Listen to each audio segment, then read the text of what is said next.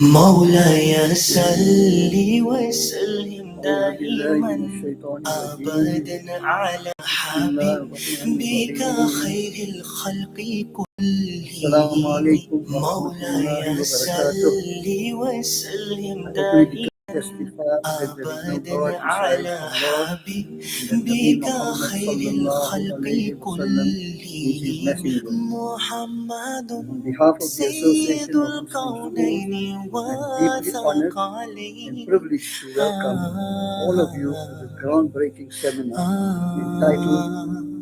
محمد سيد الكونين والثقلين والفريقين من عرب ومن عجم مولاي صل وسلم دائما أبدا على حبيبك خير الخلق كلهم مولاي صل وسلم دائما أبدا على حبيبك.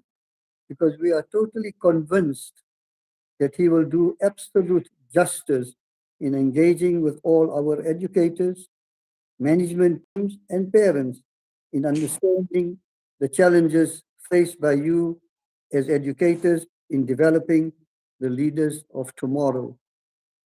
Let us rekindle this glorious ummah in what our past dynamic Muslim scholars have left behind as a legacy. I have no doubt in my mind that each one of you have the capacity to meet the challenges of the future. The crowning glory for each one of you is to ask yourself at the end of your career, what legacy have I left behind? If there is only but one child in your entire life that would look up to you as a role model with the correct akhlaq and testify on the day of Qiyamah in the court of Allah subhanahu wa ta'ala that you had made a difference in his or her life, that day will be the day of your success. I leave you with this dua that Allah subhanahu wa ta'ala bless each and every one of you for taking the time to be part of this seminar and grant you every success in all your endeavors, insha'Allah. I now leave you in the capable hands of Brother Advocate Mohamed Vahed. Jazakallah khairan. Assalamu alaikum wa rahmatullahi wa barakatuh. Wa alaikum assalam wa rahmatullahi wa barakatuh. Jazakallah khairan for those kind words. And I welcome you to the seminar that is being hosted by the Gauteng AMS committee, and it is open for the AMS representatives, learners, teachers from throughout the country. As you can see, the topic today is understanding today's children and methodology of teaching them.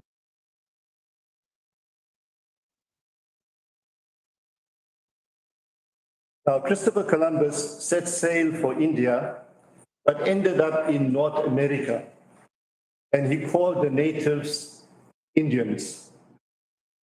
So he was going into uncharted territory. He was a trailblazer, he was a pioneer. Similarly, Alexander the Great not only conquered the unknown world, but also marched into unknown territory with his men where they had never traveled before. There were no maps for them to follow. And as he went along, his soldiers drew maps of the new territory that they were conquering. They were trailblazers. They were discovering new lands. They were going into unknown territory and taking risks. Now, this is what is required of today's educators. You are also going into unknown territory. You are leading your learners into a new and exciting world, and even a daunting world. You are marching off the map, as it were. But how do you do this? How do you take risks? And this is what this seminar is all about. It is before we can march into the unknown and take our young charges with us into the unknown, it is necessary for us, firstly, to understand a few things. So this seminar, we're going to be covering 4 things in particular. One is understanding today's children. Secondly, understanding today's parents and some parenting styles. Thirdly, we need a mind change of our educators. And fourthly, the methodology that we are using in order to get through to the children, this also needs to change. So these are the 4 things that we hope to cover today in the seminar that's titled Understanding Today's Children and the Methodology of Teaching Them. So welcome to the seminar. Assalamu alaikum wa rahmatullahi wa barakatuh, and good morning to you all. I'm going to be commencing with a short video clip of a millennial who goes on an interview. Whilst it is slightly over the top, but this will give you an idea of the graduates that are now going into the working world and their attitude to work and life in general.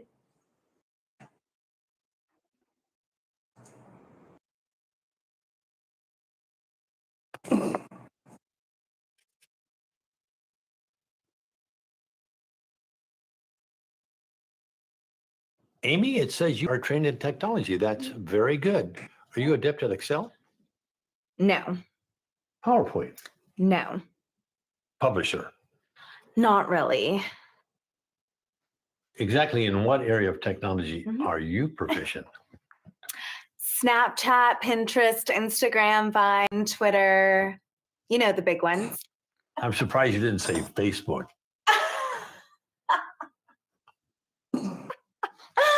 That's for old people, like my parents. That's funny. Well, Amy, when you're working for me, you have to have those kind of research skills because I'll send you things for you to comb through and get the answers and send them to me. So for that, you got to be really good at technology. For stuff like that, no problem. I'll just ask Siri. You'll just ask Siri? You know, Siri, tell me this, Siri, find me that. We're all good at getting you the answers. Tell Siri, I want you ready to go at 8 sharp each and every morning. I don't understand What don't you understand? what you just said. You don't understand be ready to go? No. You said 8, right? Yes. 8 like in the morning, 8? Yes, in the morning. Yeah. That kind of doesn't work for me. Who gets up at 8? I do. I Skype with my French boyfriend in Paris until like 3 in the morning. I don't even get to Starbucks until like 10, where I order my grande chai tea latte, 3 pumps, skim milk, light water, 2% foam, extra hot, but not too hot. So if it's okay, I work best in the morning at 10:45.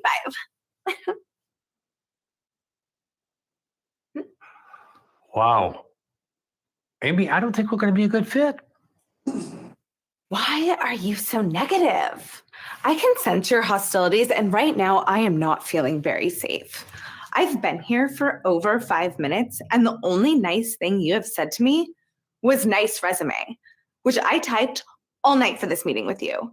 You've given me no guidance, no validation, no encouragement, no supervision. Is there an HR director somewhere? HR director? Yes, I need to speak to someone. I may have to take off today as a mental health day. Take the day off. Amy, look at me. You don't work here. Are you firing me? Okay, yes.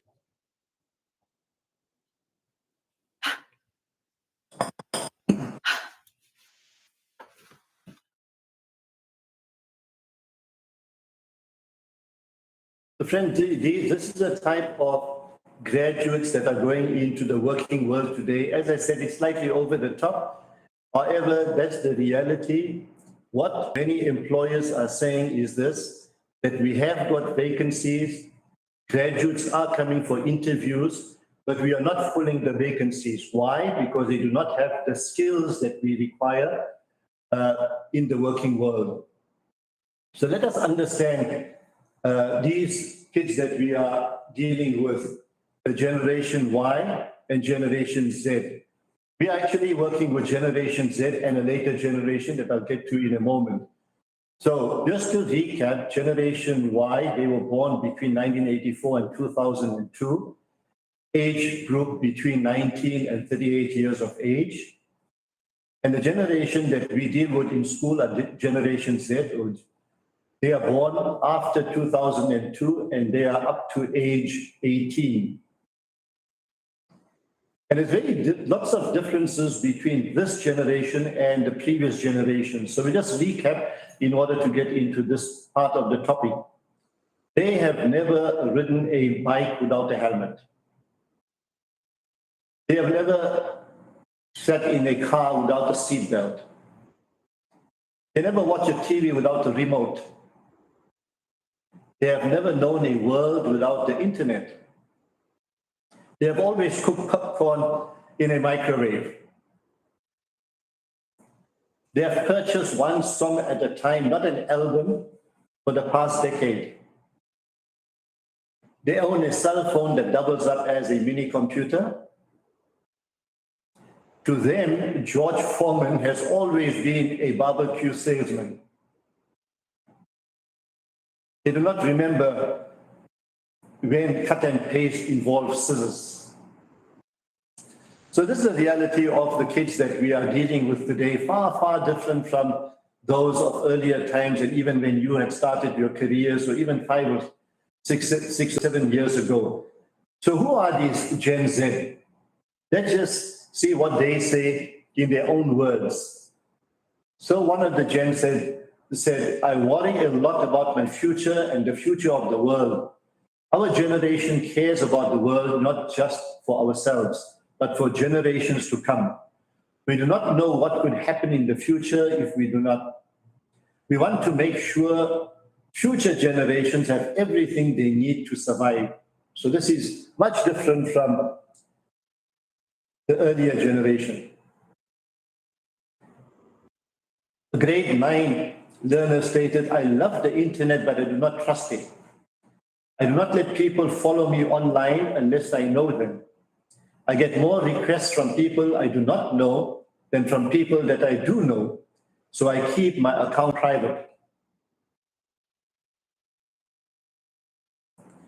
Another said, my parents are oblivious to the issues I face and what is going on in my life. I am scared that one day my mom will figure out how I hid all my social media accounts on her iPad. This is a 6th grade female stated. My parents are mostly clueless to the stuff that is going on in my life. When they take my phone away, I just get online with my iPad.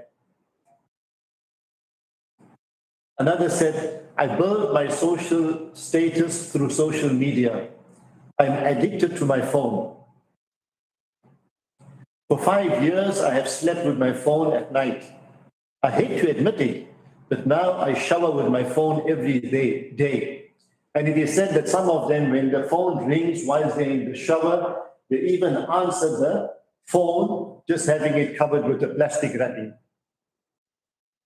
If my friends post something online that does not get enough likes, they take it down fast. It is our social report card. This generation multitasks not on 2 screens, but on 5 screens at a time.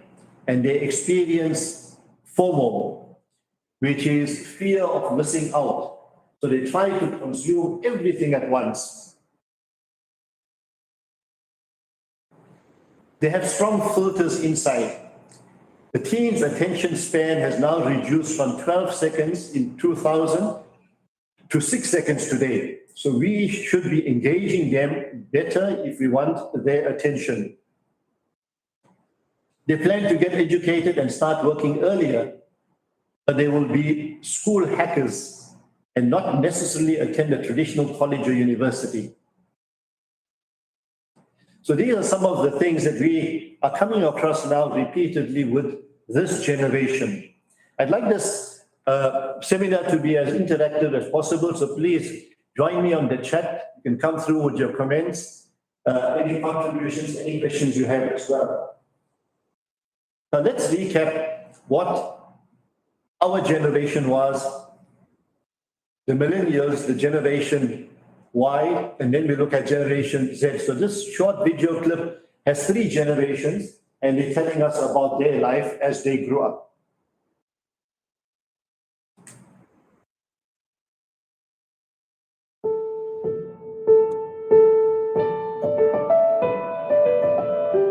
When you were a kid, what did you do for fun? So we go blueberry picking, for instance. Just so cute. But it was true. We grew watermelons, plantains. I found an old sign which was big enough for me to sit on. It made a great toboggan. It was very slick, very fast. I had a few fish in my basket, and I looked up on this bluff, and here's this black bear sitting there watching me. If he starts chasing me, I'm going to keep throwing the fish out of my basket until he's gorged and he won't bother me. And what did you like to do for fun? You go door to door, get a group of kids, and you play lots of games, hide and seek, just going out to the field and playing baseball. And we built these massive forts, the kind that you can actually sit in and play in, with our friends. And it was just really wonderful. So what do you like to do for fun? Video games, definitely. I like to go on my phone, text, some email. My favorite thing to do in the world is definitely watching videos and playing video games. Those take up so much of my time. 3 hours or 3 to 4 hours a day. Same. 5 hours straight. Just last week, I watched 23 episodes of a TV series in less than 4 days. I forget. I'm in a house. I have parents. I have a sister. I have a dog. I just think I'm in the video game. I completely get lost. I would die if I don't have my tablet. Whenever I feel upset, I'd play video games and I'd feel normal. It's really wonderful. When your daughters grow up, your great-great-grandkids, what do you think will happen if this trend continues? It's scary to think they'll never have to leave the house. Cindy grew up doing a lot of the things that I did and enjoyed. And I see what my grandsons are doing today, and it's mind-boggling. By the time they have kids, it's going to be a really different environment. I actually feel a little sad because I feel like he's missing out on what's out there in the beautiful world.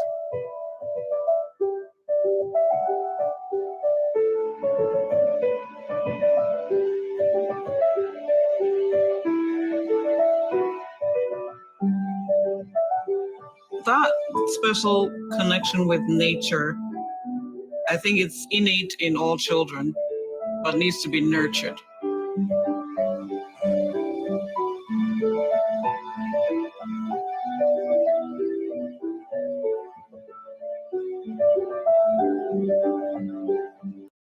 So friends, this is the reality. This is the 3 generations that we have been showcasing.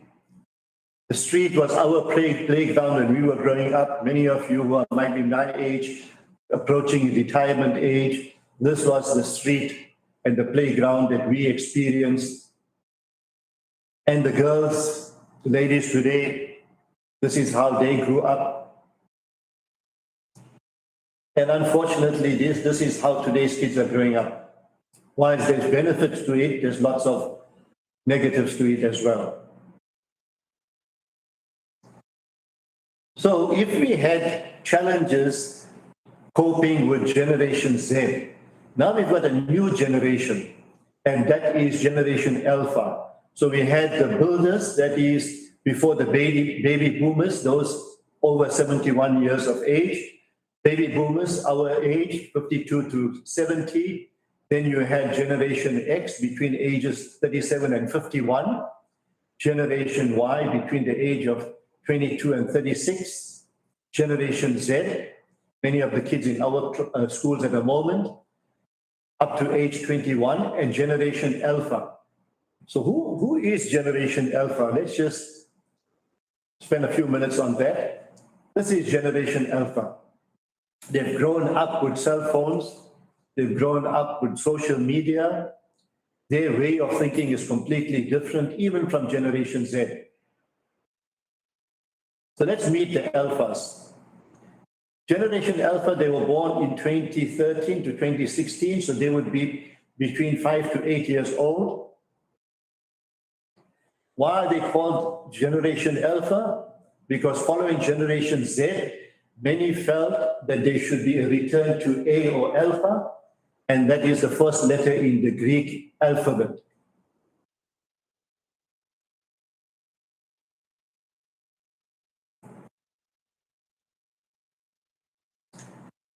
They will be staying in education longer and will likely be the most educated generation ever. They will start their earning years later and will likely be the most materially endowed generation. This is what the experts are saying. They will stay at home with their parents later than their predecessors and will likely be a greater burden on their parents than ever before. They will be the most technologically immersed generation, the most impatient generation ever, the loneliest generation, the generation who experiences more virtual relationships. So, if that's the generation that we are now going to be coming into contact with, that's in our grade RR to probably grade 2 or 3. Can you provide 4 words that describe both Generation Z and Generation Alpha? Anyone can come through on the chat. We have experience with Generation Z and Generation Alpha, far different from earlier generations. So what are some of the words that come to mind to describe this generation, or Generation Z as well as Generation Alpha? You come through on the chat.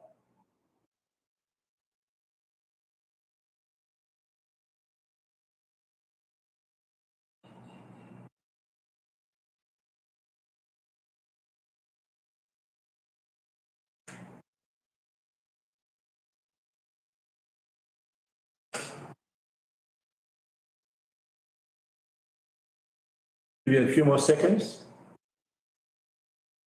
What comes to mind when we are describing Generation Z and Generation Alpha?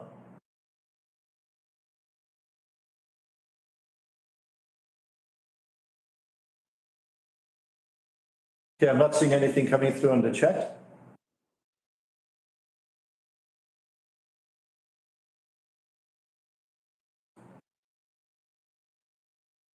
Well, the words that describe these 2 generations is overwhelmed, overconnected, overprotected, and overserved.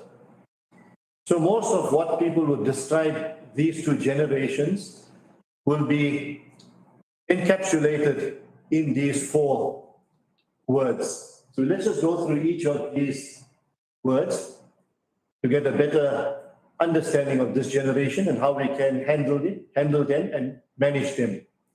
So in 2007, the American College Health Association surveyed the largest random sample of college students, and their study revealed the following. 94% of the students reported feeling overwhelmed by their lifestyles. 44% said they felt so depressed it was almost difficult to function. And almost 10% had considered suicide in the past year. And why are they so overwhelmed? Experts say there's 3 reasons for it. One is due to parental pressure to perform. Secondly, the undue comfortable lives that they lead and our parents often spoil them. And thirdly, their interaction with technology and especially social media. So this is overwhelming them. This is making them very, very stressed out. What can we do to help them? Experts say that we can practice mindfulness in order to help them. And what is mindfulness? It's clearing one's mind of the clutter of multitasking and focusing on the here and now.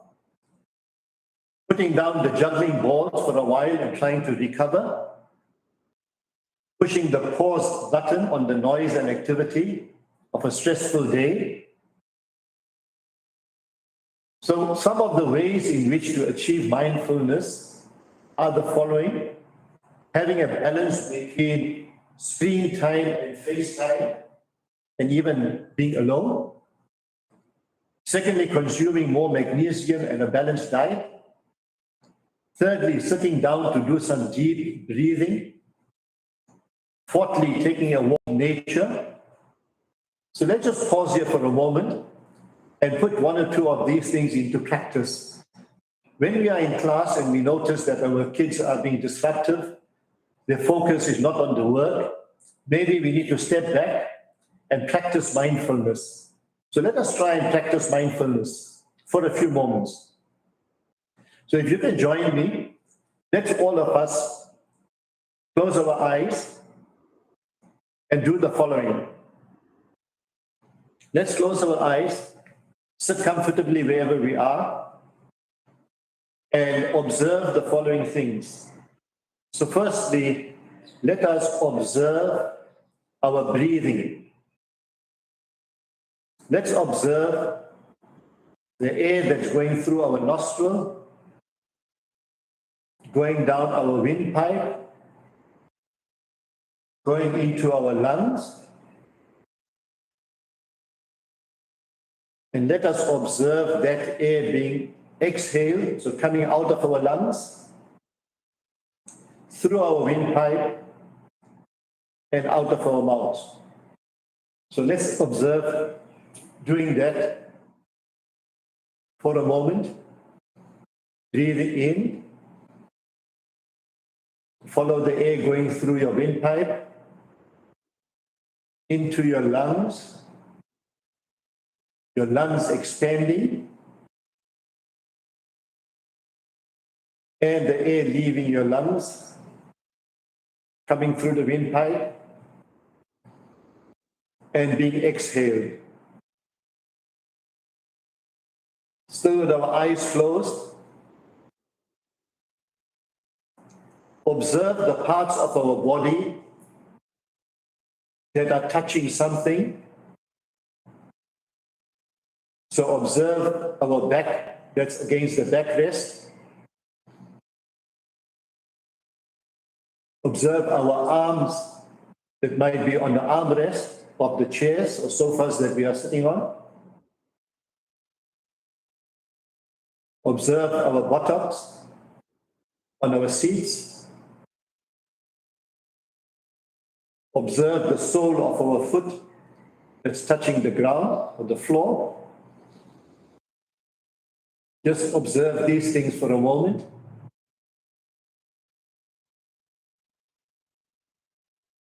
So observe our breathing and the parts of our body that's touching different surfaces.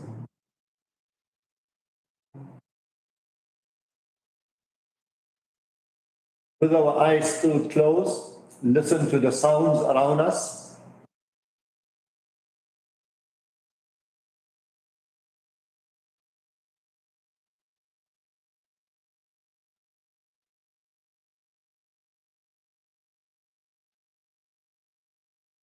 Listen to the cars outside,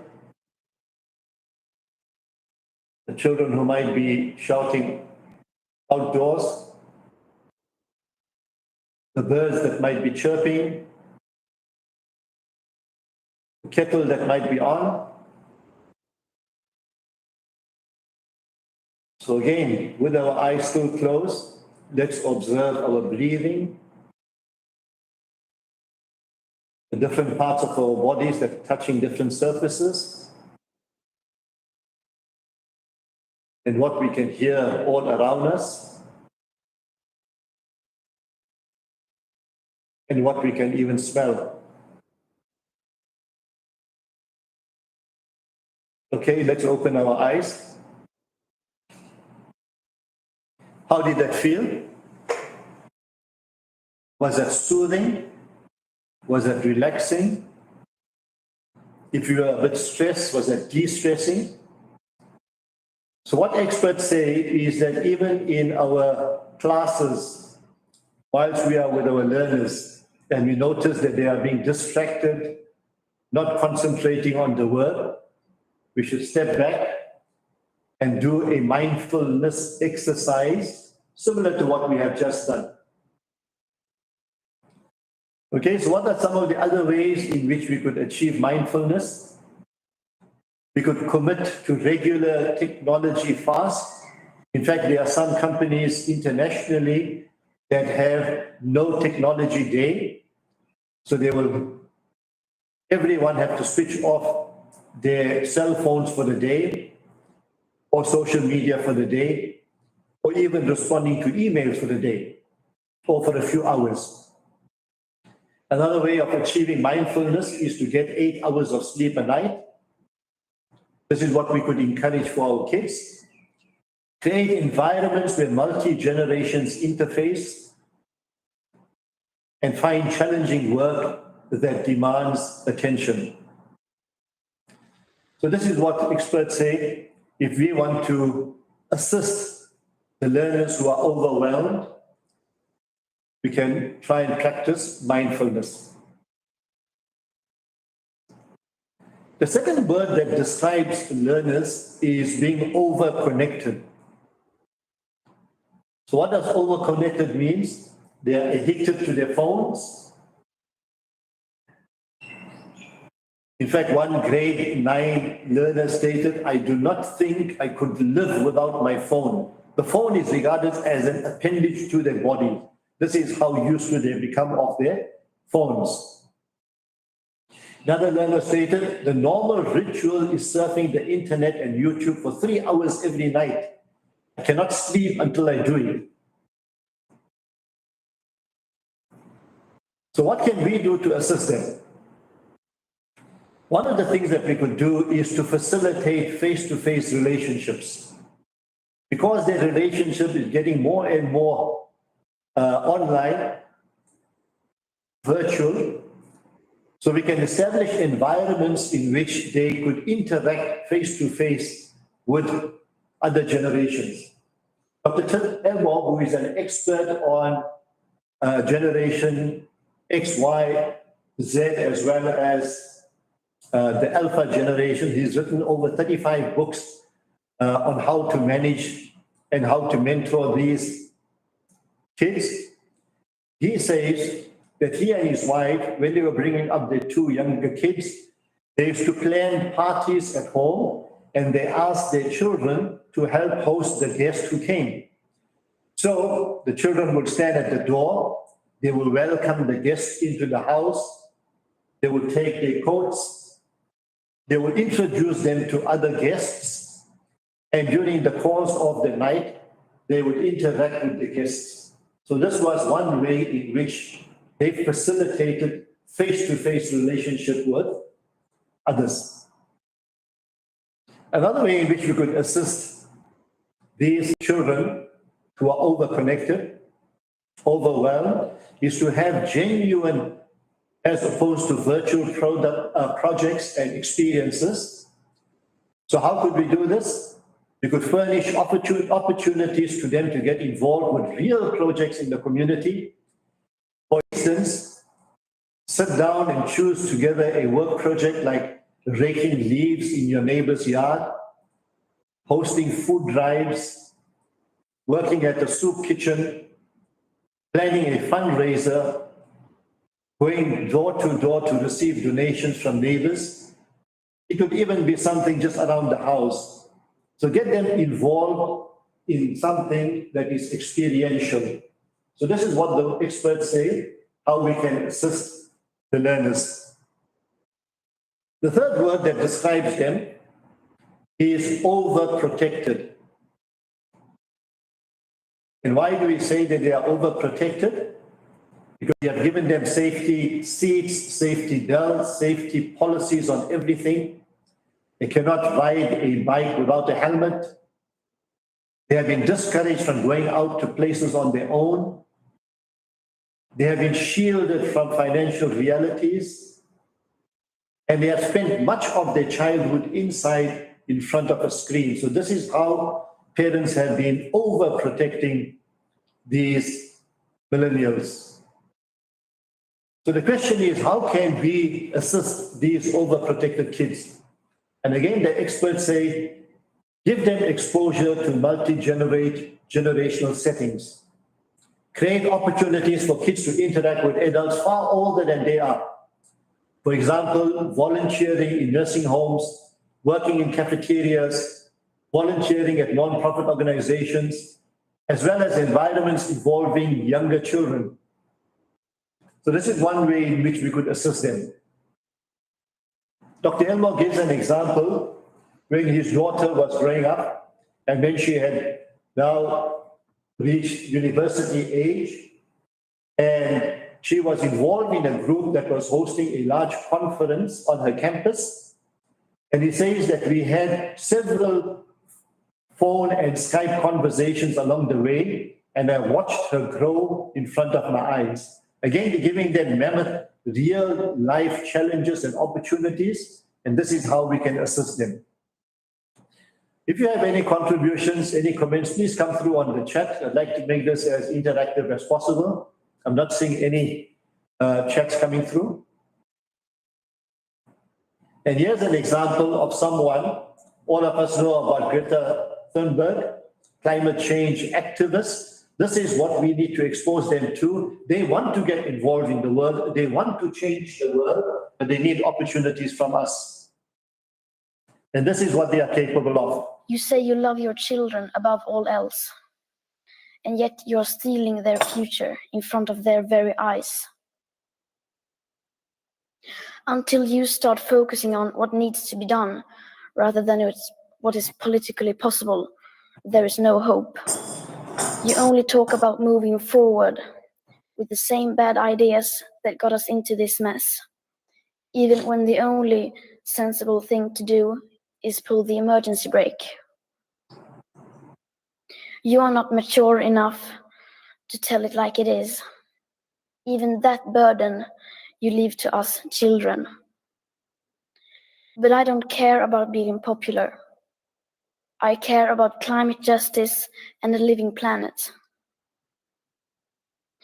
Our civilization is being sacrificed for the opportunity of a very small number of people to continue making enormous amounts of money. Our biosphere is being sacrificed so that rich people in countries like mine can live in luxury. It is the sufferings of the many which pay for the luxuries of the few. The year 2078, I will celebrate my 75th birthday. If I have children, maybe they will spend that day with me. Maybe they will ask me about you. Maybe they will ask why you didn't do anything while there still was time to act. You say you love your children above all else, and yet you are stealing their future in front of their very eyes. Until you start focusing on what needs to be done, rather than what is politically possible, there is no hope. We cannot solve a crisis without treating it as a crisis. We need to keep the fossil fuels in the ground, and we need to focus on equity. And if solutions within this system are so impossible to find, then maybe we should change the system itself. We have not come here to beg world leaders to care. You have ignored us in the past, and you will ignore us again. We have run out of excuses, and we are running out of time. We have come here to let you know that change is coming, whether you like it or not. The real power belongs to the people.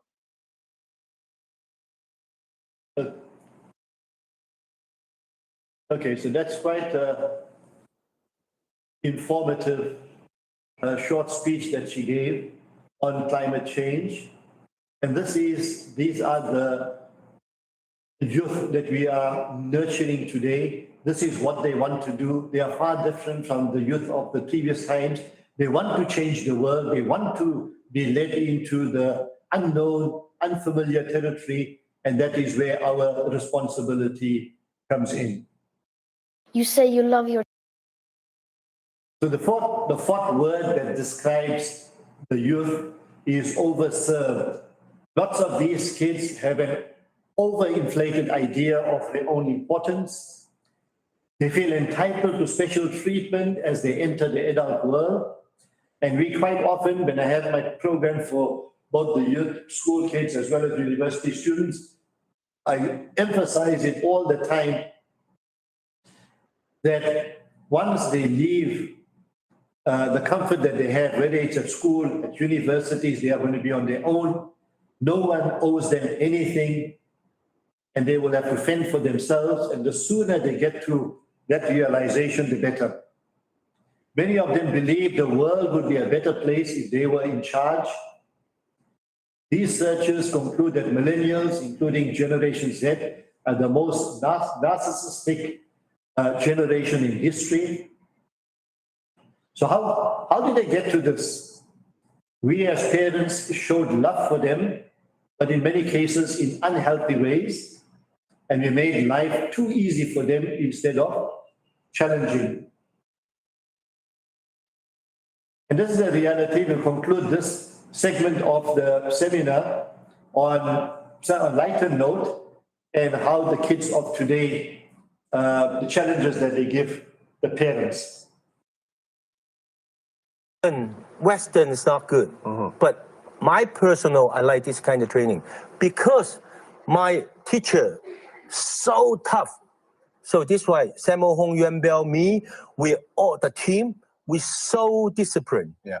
I can go home, put my shoes like this, I take off my clothes, I can float them. Even in the hotel, I mess something, I will clean it up. Yeah. My son, okay? I never see the shoes put like this. One on the floor, one in the dining room. Wearing the white shoes, running around because he don't wash his own shoes. Socks. You give him a shot? No, I can't. No? He sue me. When I see the old people like this, we get up, we bow, we let the chair come. My son, like this. Yeah. Then I just come. I after film 6 months, 9 months, I filming. After filming, I go home. I open the door. And, hi there. How are you? When I see my dad, I get up. Right. Oh, take the tea like this. Right. There's a. Your dad was a tough guy, wasn't he? Yes. Yeah. That's a traditional Chinese culture. And you see value in that. Because my son was at school in the U.S. Right. Yeah. And that's what Yeah. I said, stay, don't jump, talk to me. Yeah. Yes. How are you? Yeah. I like that movie. Yes. You know that? Stop. Then he cannot talk. Right. When he not move, he cannot talk.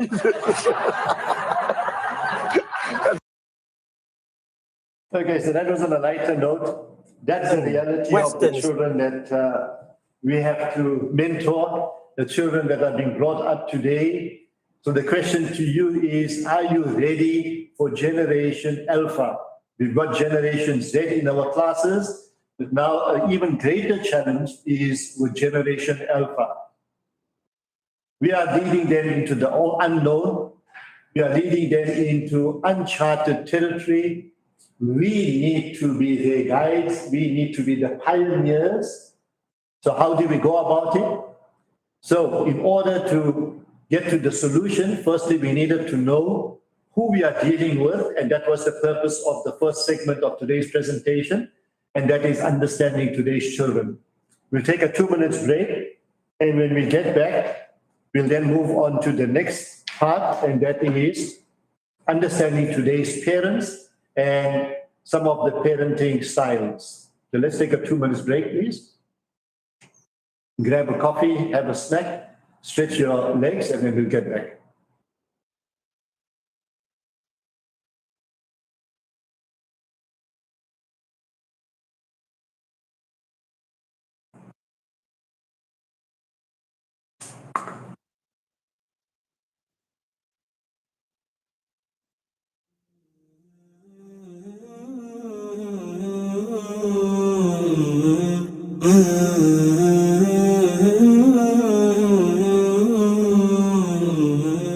مولاي صل وسلم دائما أبدا على حبيبك خير الخلق كلهم مولاي صل وسلم دائما أبدا على حبيبك خير الخلق كلهم محمد سيد الكونين وثقلين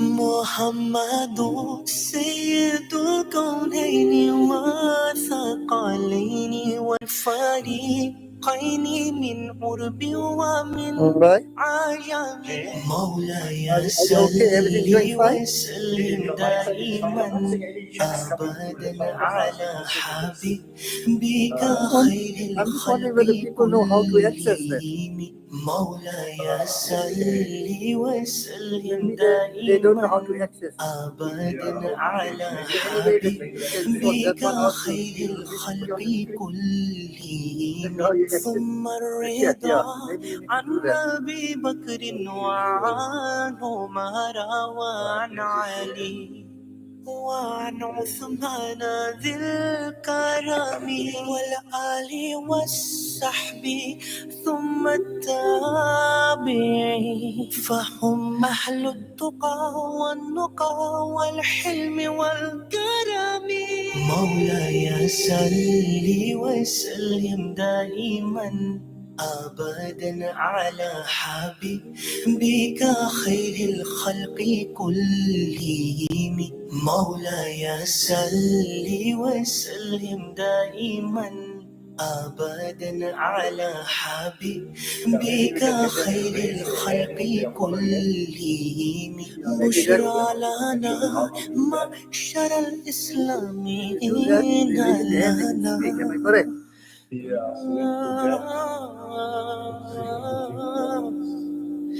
من العناية ركنا غير منحدم مولاي صل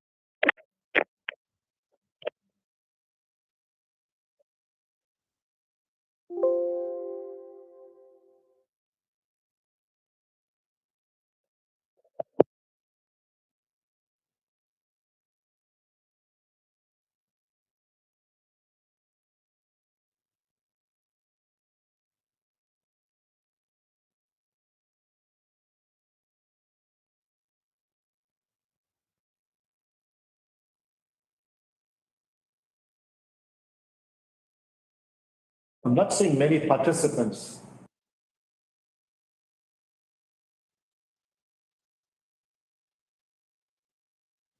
Are they not logging on or because once they log in, you'll see their names, am I correct?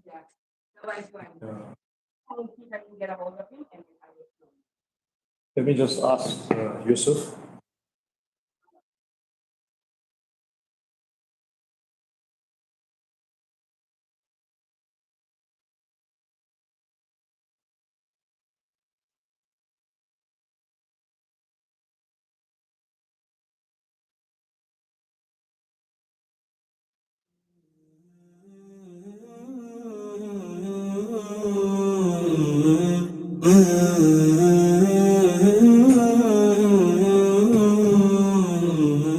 مولاي صل وسلم دائما أبدا على حبيبك خير الخلق كلهم مولاي صل وسلم دائما أبدا على حبيبك خير الخلق كلهم محمد سيد الكونين وثقلين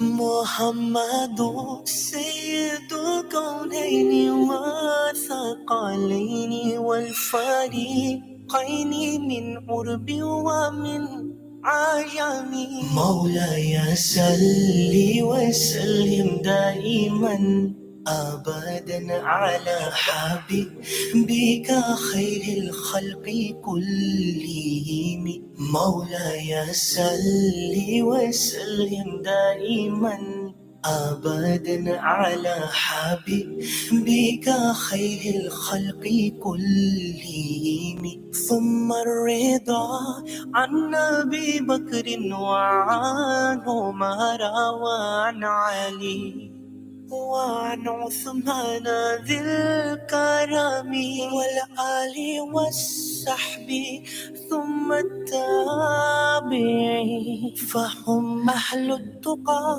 والنقى والحلم والكرم مولاي صل وسلم دائما أبدا على حبيبك خير الخلق كلهم مولاي صل وسلم دائما أبدا على حبيبك خير الخلق كلهم بشرى لنا معشر الإسلامين لنا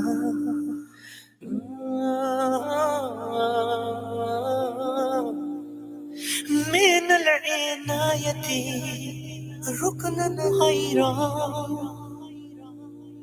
منحدم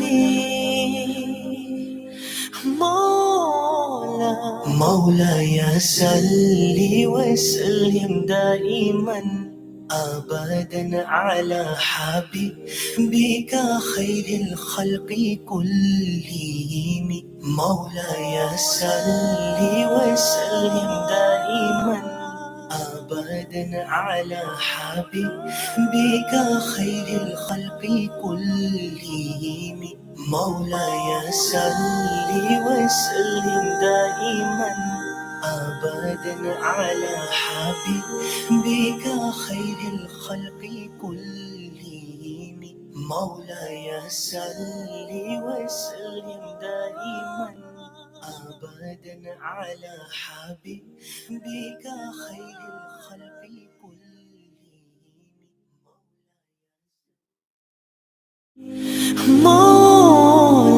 مولاي صل وسلم دائما أبدا على حبيبك خير الخلق كلهم مولاي صل وسلم دائما أبدا على حبيبك خير الخلق كلهم مولاي صل وسلم دائما أبدا على حبيبك خير الخلق كلهم مولاي صل وسلم دائما أبدا على حبيبك خير الخلق كلهم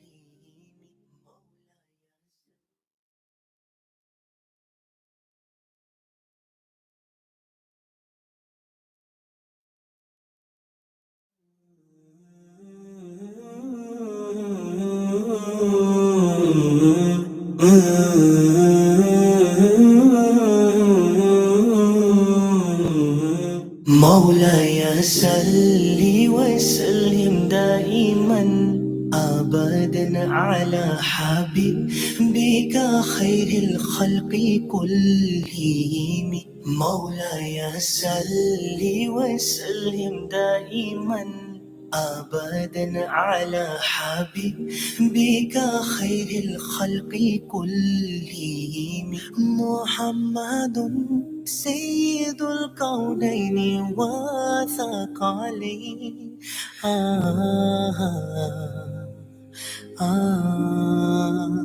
محمد سيد الكونين وثقلين والفريقين من قرب ومن عجم مولاي صل وسلم دائما أبدا على حبيبك خير الخلق كلهم مولاي صل وسلم دائما أبدا على حبيبك خير الخلق كلهم ثم الرضا عن أبي بكر وعن عمر وعن علي وعن عثمان ذي الكرم والآل والصحب ثم التابعين فهم أهل التقى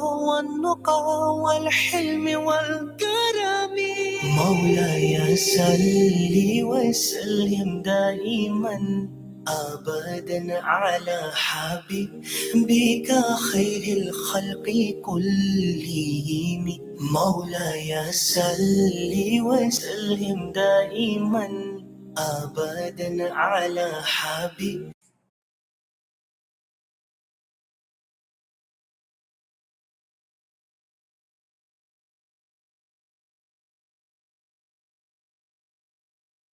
Okay, welcome back. Assalamu alaikum wa rahmatullahi wa barakatuh, and good morning to everyone.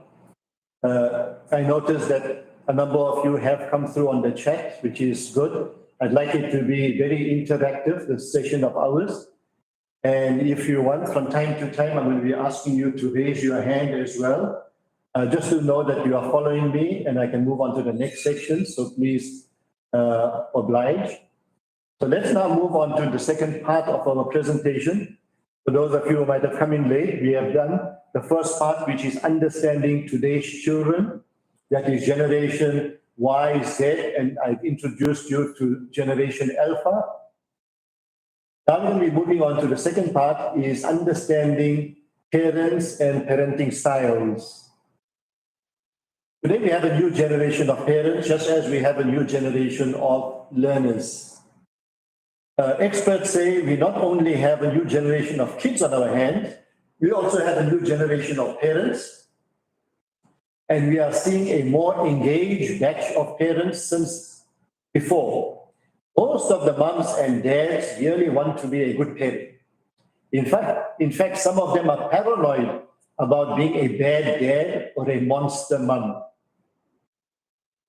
Some are reacting to the negative parenting style of their own parents, and some simply do not want their kids hating them when they are 30 years of age. However, according to a recent MetLife poll, teachers say that parents have become their number one professional headache.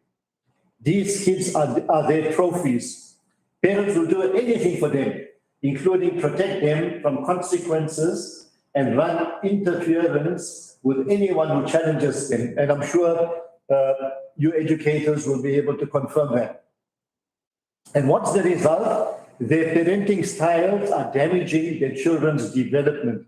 Now, we'll be playing for you a very interesting video, and this is of Dr. Elmo himself, the person I mentioned to you earlier. He is the leader of Growing Leaders. Growing Leaders is in the field of developing 21st century leaders, and they've been doing this for the past 25 years. And Dr. Elmo has written over 35 books on millennials and how to manage them. So I'll play you a short video clip of Dr. Elmo, where he gives us some insight into the parenting styles, and then we'll go on to the presentation itself.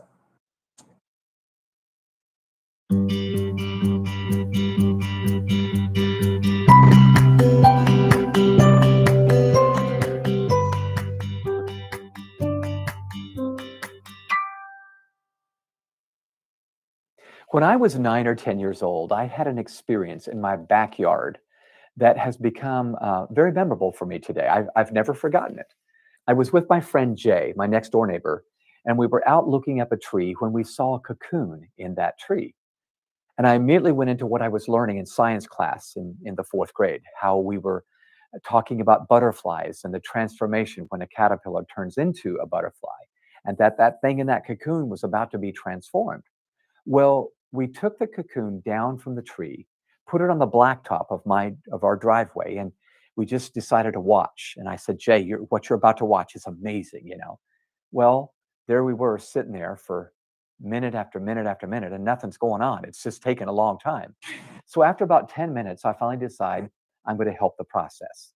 So I very gently reached down and I kind of pried open just slightly that cocoon, and a leg popped out. We both were elated for a few seconds, but then nothing happened for another 5 or 10 minutes. And I decided, well, I need to help him again. And so I reached down a second and I pulled it just a little bit further open. I was just wanting to help the little guy. And this happened again and again and again until finally the opening to the cocoon was so wide that the creature could come out. The problem was, that's exactly what came out. It was a creature, not a beautiful butterfly. I had so opened the mouth of that cocoon that he had not gone through the process he needed to go through to climb out on his own. Well, when he climbed out, he was this dark and deformed creature, as I mentioned, that never really flew. And I think he died by the end of the day. Now, I know this is a horrible story, but I thought to myself, what a snapshot that is of what so often we're doing with our kids today as moms and dads, and sometimes as educators. We're helping the little guy. I mean, think back to that episode.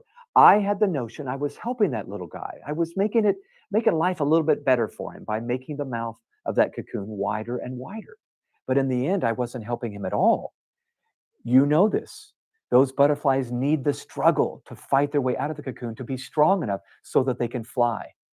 Bingo. That's exactly what I'm saying. And while nobody listening to this disagrees with the point I'm making, so oftentimes we as parents, I have 2 kids of my own, have been guilty of helping our kids, over-functioning sometimes in our home.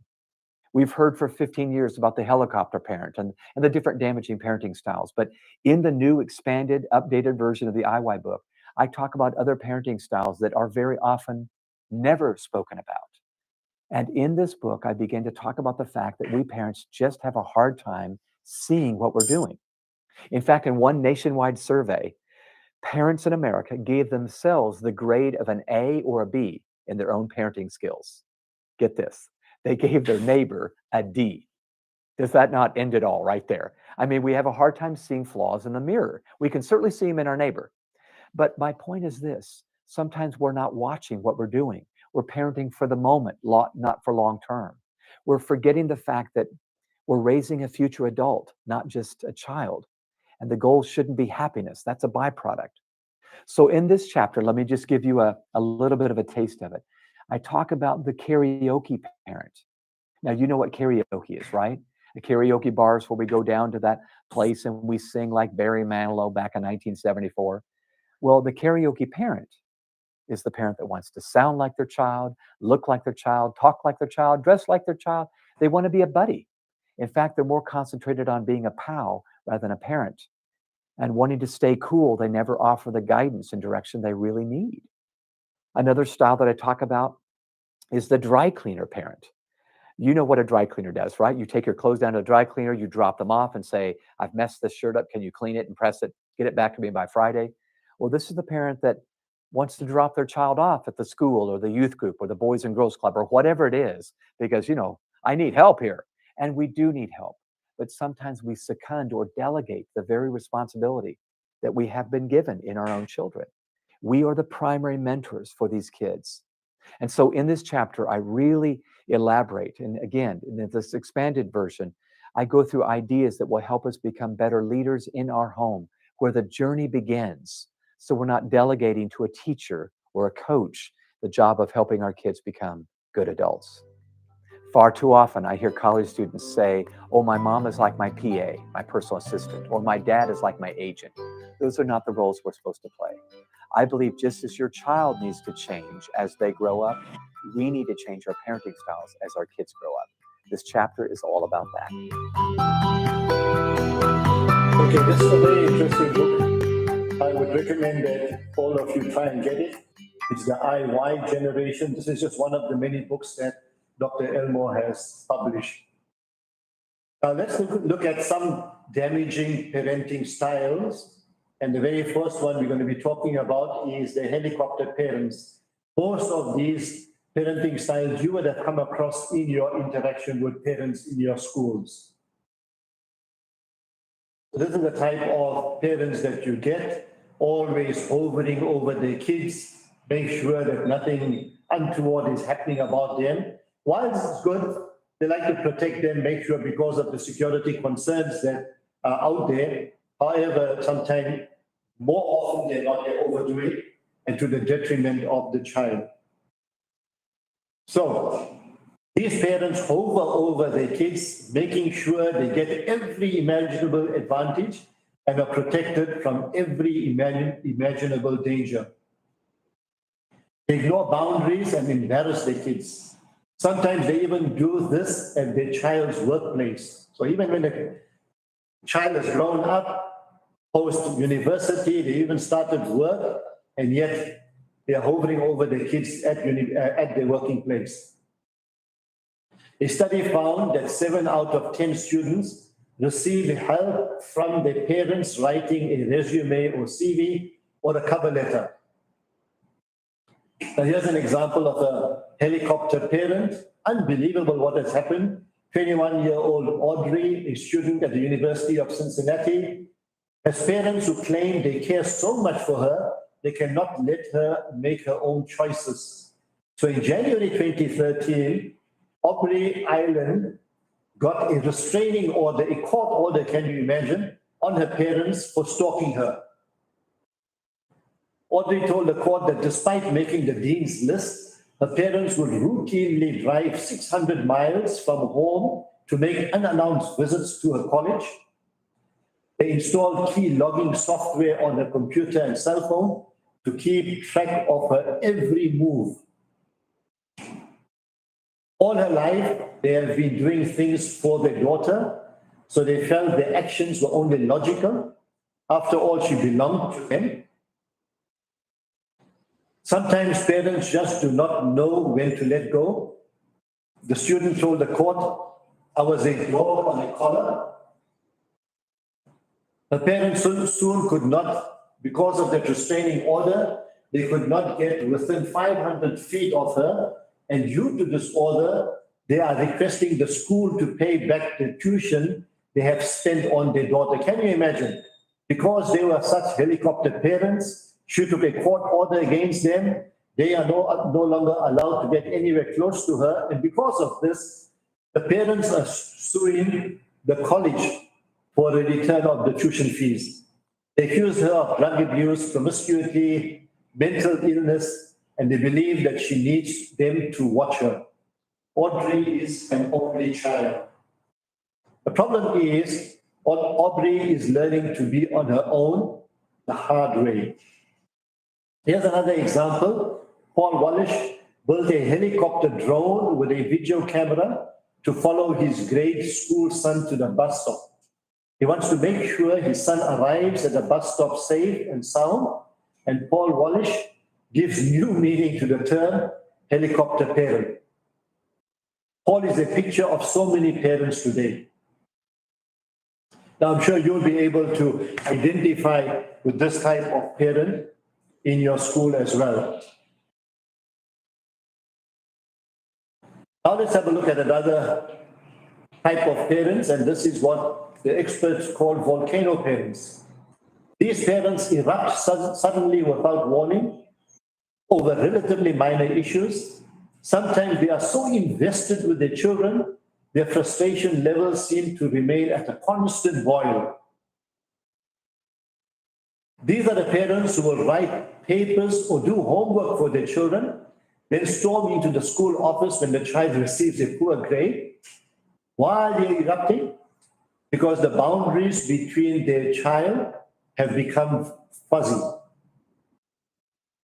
Now here's an interesting episode that took place between two middle school principals, and I'm sure you'll be able to identify with this. Mothers of two students at schools a distance from each other marched into their principal's office in a rage. They were angry over the poor grades the children received in the paper. The principals of each of these schools attempted to explain the red ink on the papers.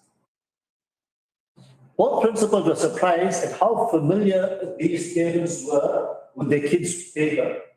They knew every page and line on that paper, and it slowly dawned on each principal what had happened.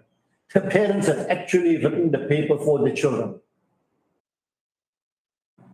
It is no wonder they were angry. They had received a bad grade for their own work. Now, I'm sure you people can identify with parents like this. And they're so different from when we were growing up. Parents and teachers become adversaries instead of allies. This is the opposite of the scenario experienced when some of us were growing up. When we got in trouble at school, we made sure we didn't mention it at home. We knew we'd be in even more trouble once our parents found out about it. Our parents saw themselves as partners with the schools, and they would back up the teachers' efforts. Not so today. Today, if a kid gets in trouble and the parents find out, they often march down the school and make trouble for the teacher. They tend to assume the child is right and want to defend him or her against other adults at the school, on the sports field, or the drama classes, etc. Rather than working together, the parents and teachers are squabbling over the kid, and the kid is now basking in the influence that they leverage over those adults. So sad. Have you encountered these kids and these parents at schools, even in your madrasas? I'm sure you have. Now, here's a very interesting short movie clip. It's from the film Kicking and Screaming. And this is a typical example of a volcano parent. We'll sit back and enjoy this short movie clip. I don't think that's a very good attitude. You can't talk about hurting other players. You don't think? You don't think?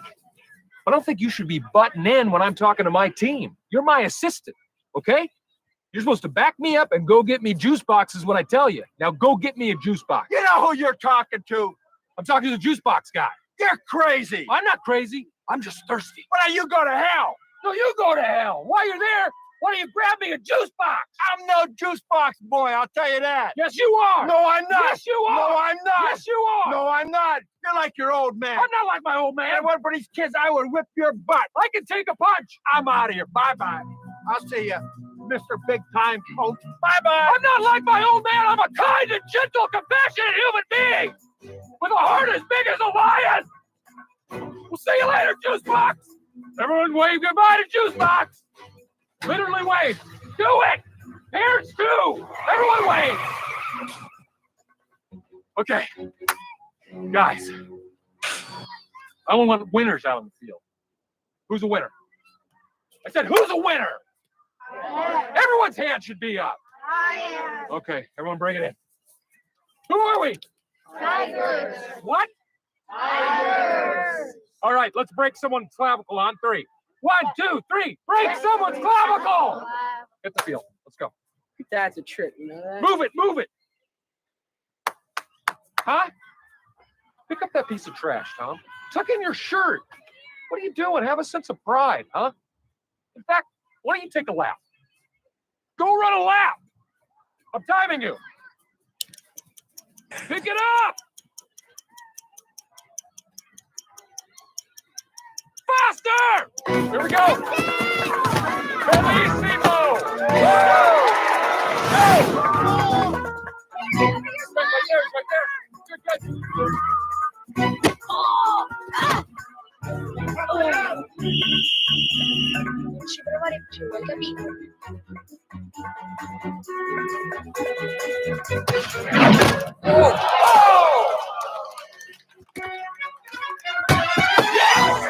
Hey, you just received a point of humiliation. How does that feel? Hey, off the field. Off the field, Tarzan. I'm off.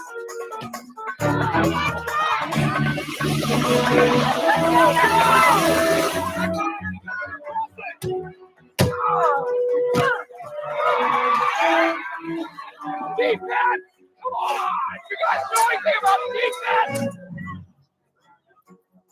Dad. Yeah. Dad. Not now, Sam. Can you put me in? Later. Go grab some bitch. Come on. There we go, Jump Hero.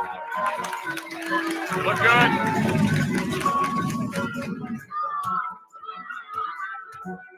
Think you can mark him? Yeah, I can take it. JJ, Zach, everybody see what we got to do with these guys? 4 on one, 3 on another, right? We really have to smother.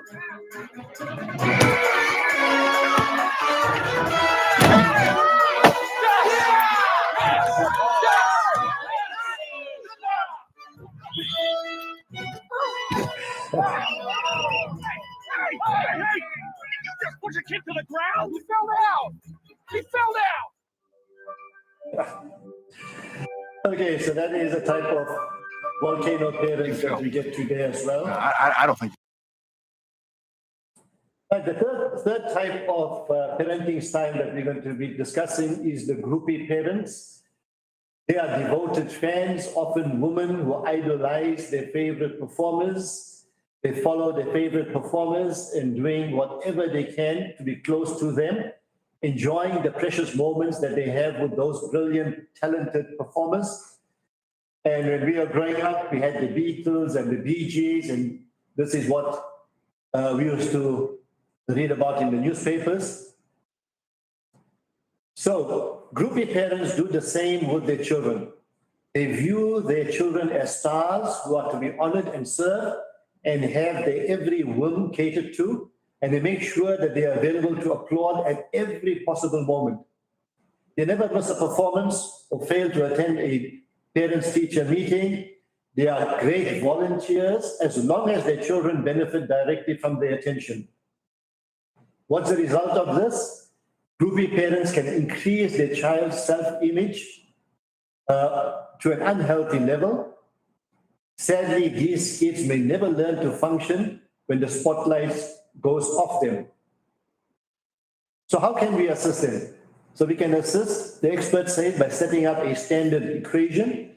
Whenever the kids act up or talk back in a certain way, they will lose some privileges, such as a set amount of time for talking on the phone each night, being online each day, watching television, socializing with friends. Now here's a fantastic example of a student who came from that type of background, and that is a groupie parents background. It's Liz Vahed. From homeless, she was homeless at one time, and she ended up being accepted at Harvard University. She came from parents who were drug addicts, who cared only for themselves, had very little time for the children. Quite often the children did not have food on the table, both Liz and a younger sibling. And Liz, when she went to school, she started volunteering. In fact, she started working as a janitor in the school at a small wage. And the teachers saw that there was something different between her and the rest of the students. And eventually, with her hard work, I'll show you a video clip in a moment, with the hard work, with the effort that she put in, she was eventually accepted at Harvard University. And today she is a very successful public speaker, motivating and speaker, and she goes to schools throughout America, telling them about her life story and about the benefits of having the right attitude. So let me share this video with you. It's a very, very interesting video. What children can achieve if they have the right attitude. A North Carolina teenager who recently graduated from this school is making history. Dawn Loggins is the first Burns High student to be admitted to Harvard, but there's even more to her story. She was homeless when she earned her spot at the Ivy League school. My mom and dad were nowhere to be found. I had no idea where they were. Their phone had been cut off. But Dawn decided to stay put. She got a job as a school janitor and still managed a tough course load, which included advanced placement classes. It took my mind off of everything else that was happening. When I was doing my homework, I didn't have to think about other things. I had a goal and I focused on it. And when I got it done, I felt accomplished. The teenager says she plans to major in biology at Harvard, and eventually she'd like to start a nonprofit organization for kids who, like her, are trying to overcome financial and personal challenges. She'll graduate and she'll have a diploma, but it's the connections and the relationships that she'll end up making with those people that will end up driving her success to be even greater and her level of contribution to be even greater. Dawn says she's been awarded financial aid to cover tuition, room, and board, and Harvard officials have said they'll help her find a job on campus this fall. John Belmont, Associated Press. So friends, this is the type of attitude we need to inculcate in our learners, no matter what their background might be or their social circumstances. The fourth type of parental style, and we'll just deal with five. Fourth type of parental style is the bullied parents. So who are the bullied parents? Just as a bully picks on weaker kids at school and requires intervention by a teacher or principal, bullied parents are those who have been exhausted by their own kids. In fact, they are bullied and whipped by their children. Having been beaten and worn down, these parents have given up on any discipline. They have opted to surrender their role of authority. Life seems better once they stop resisting. Peace comes by simply by allowing their children to control situations, drive the family decisions, and basically do as they wish with virtually no consequences. So this is another parenting style that we come across. They lack the courage and strength to lead their kids and prepare them for a potentially harsh adult world. And the weaker personality will simply concede to keep the peace. And the weaker personality here are the parents. And here's an example of how kids can get their way by bullying the parents.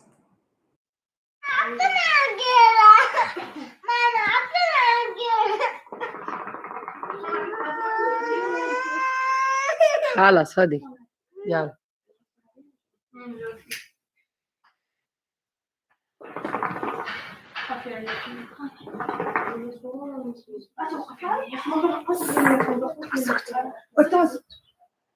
ماشي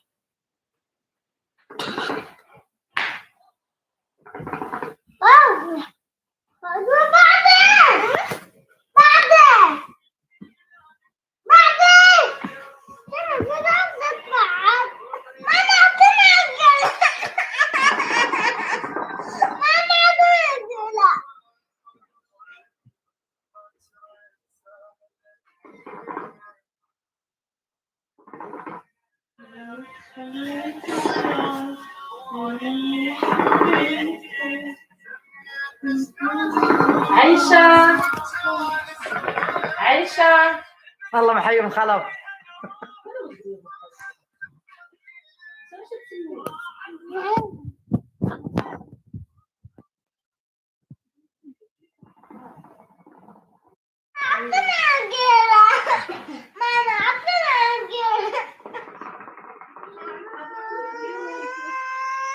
خلاص هدي يلا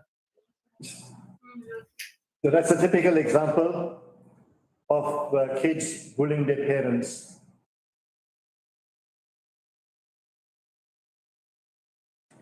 Now we look at the fifth and last parenting style. There are other parenting styles which are mentioned in passing. The karaoke parents. Now, karaoke, as you might be aware, is a Japanese word that refers to a performance in which a person sings along with recorded music. A popular form of entertainment at bars and clubs. And like karaoke patrons who grab a microphone and try to sing like famous artists of the 70s, karaoke parents attempt to sound like their child, dress like their child, talk like their child. They hunger to be a buddy to their kids and emulate the younger generation. These parents often do not provide their kids with clear parameters. They are more concerned with being liked than being respected. And these parents embrace their own. They fail to embrace their own age and stage in life. They must relate to the young people in an appropriate manner and focus on the kids' needs more than their own. So that's another very dangerous type of parenting style where they just want to be cool with their kids. So these are 5 parenting styles that we've discussed in a little detail. There are other styles. The first one we discussed was the helicopter parents who hover too closely over their kids.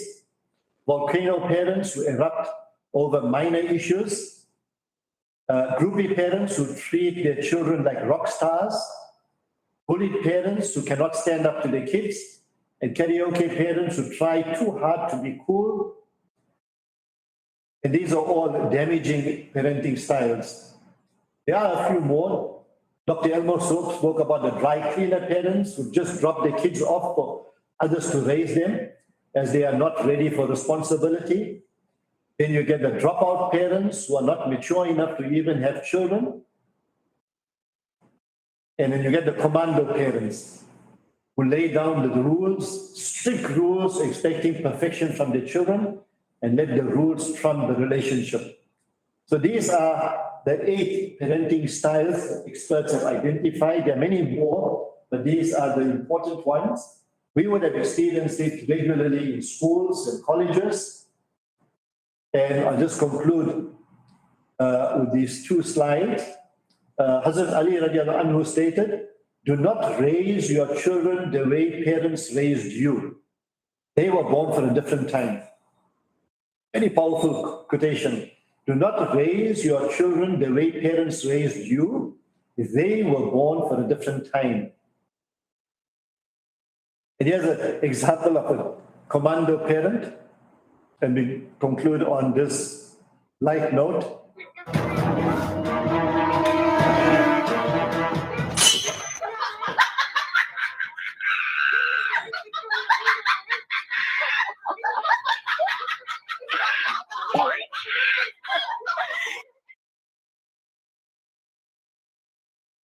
Just to show it again.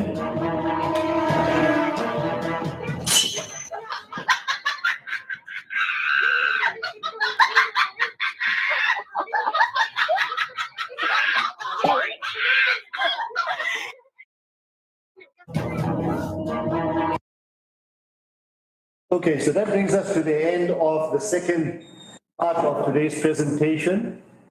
The first part was understanding today's kids.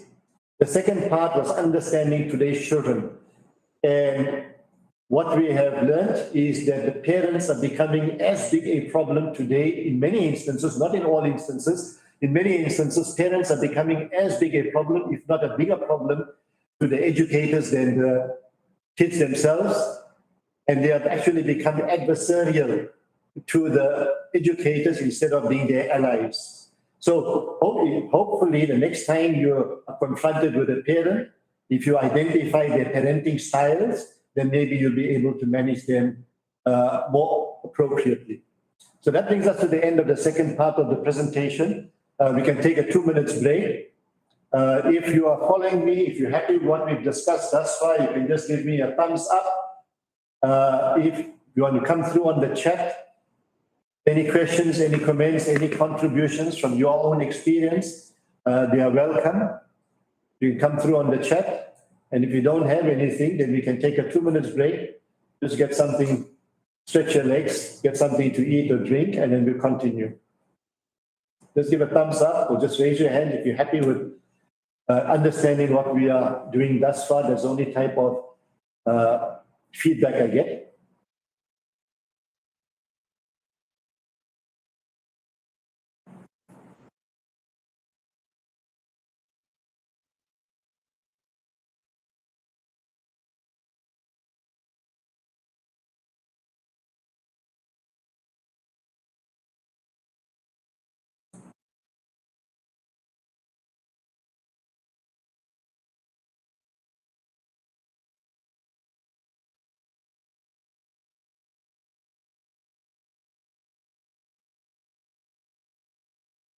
Okay, thank you very much for that, Zarina.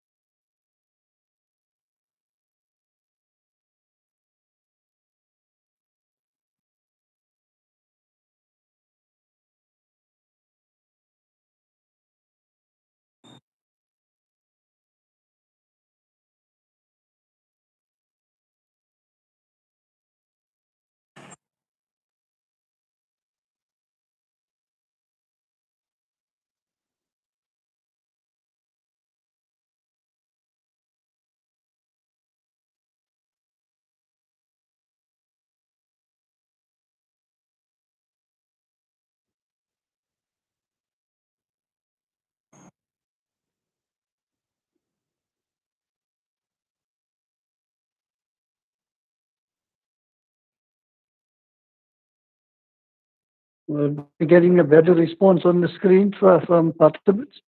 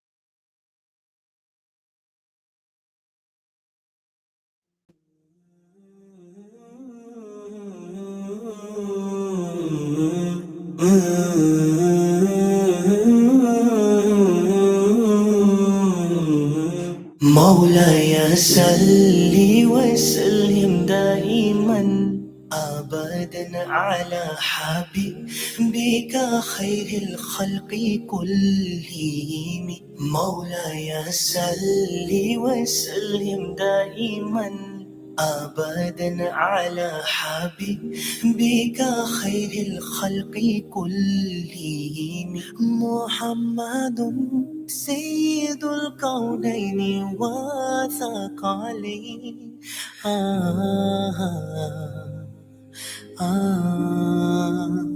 محمد سيد الكونين وثقلين والفريقين من عرب ومن عجم مولاي صل وسلم دائما أبدا على حبيبك خير الخلق كلهم مولاي صل وسلم دائما أبدا على حبيبك خير الخلق كلهم ثم الرضا عن أبي بكر وعن عمر وعن علي وعن عثمان ذي الكرم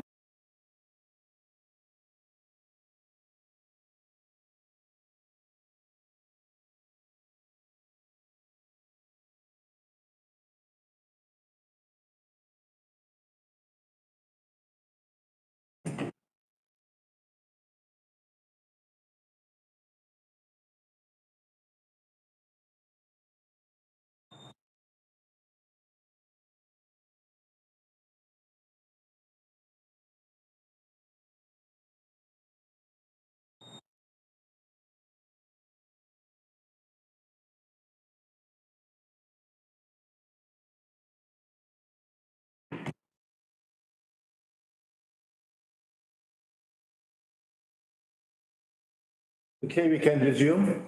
Welcome back. I see that there was a question in the chat. Shahida came in late and she wanted to know whether there's a recording available. Yes, the recording is going to be made available. Right, so just to recap, thus far we have completed understanding today's children. We've completed understanding parents and parenting styles. Now we're going to go on to a very, very important section, which is the types of educators required today. If we are going to be leading these kids into unknown, uncharted territory, then we need to have that type of educator that will be able to successfully lead them into that territory. So, experts say, and we all know, that our education system is actually failing us. We are not preparing the learners for the 21st century workplace, for life, and for beyond. We're not really preparing them for it. So here is what one expert says on this topic.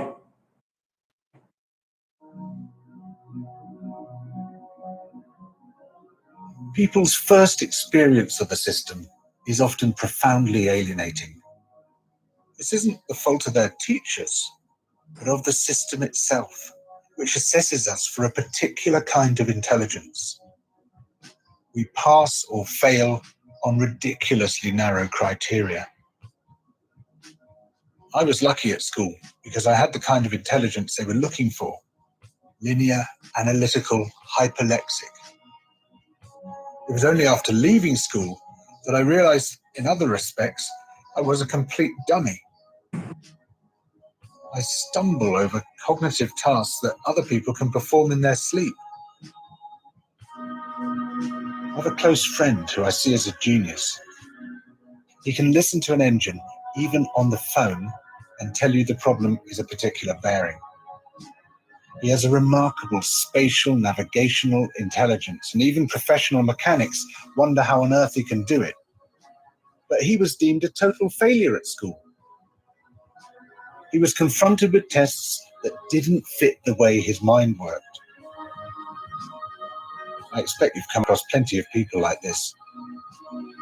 People you know are bright, but they're bright in the wrong way. They're bright in the way that isn't being assessed. The truth is that there are lots of different intelligences, and we shouldn't be surprised.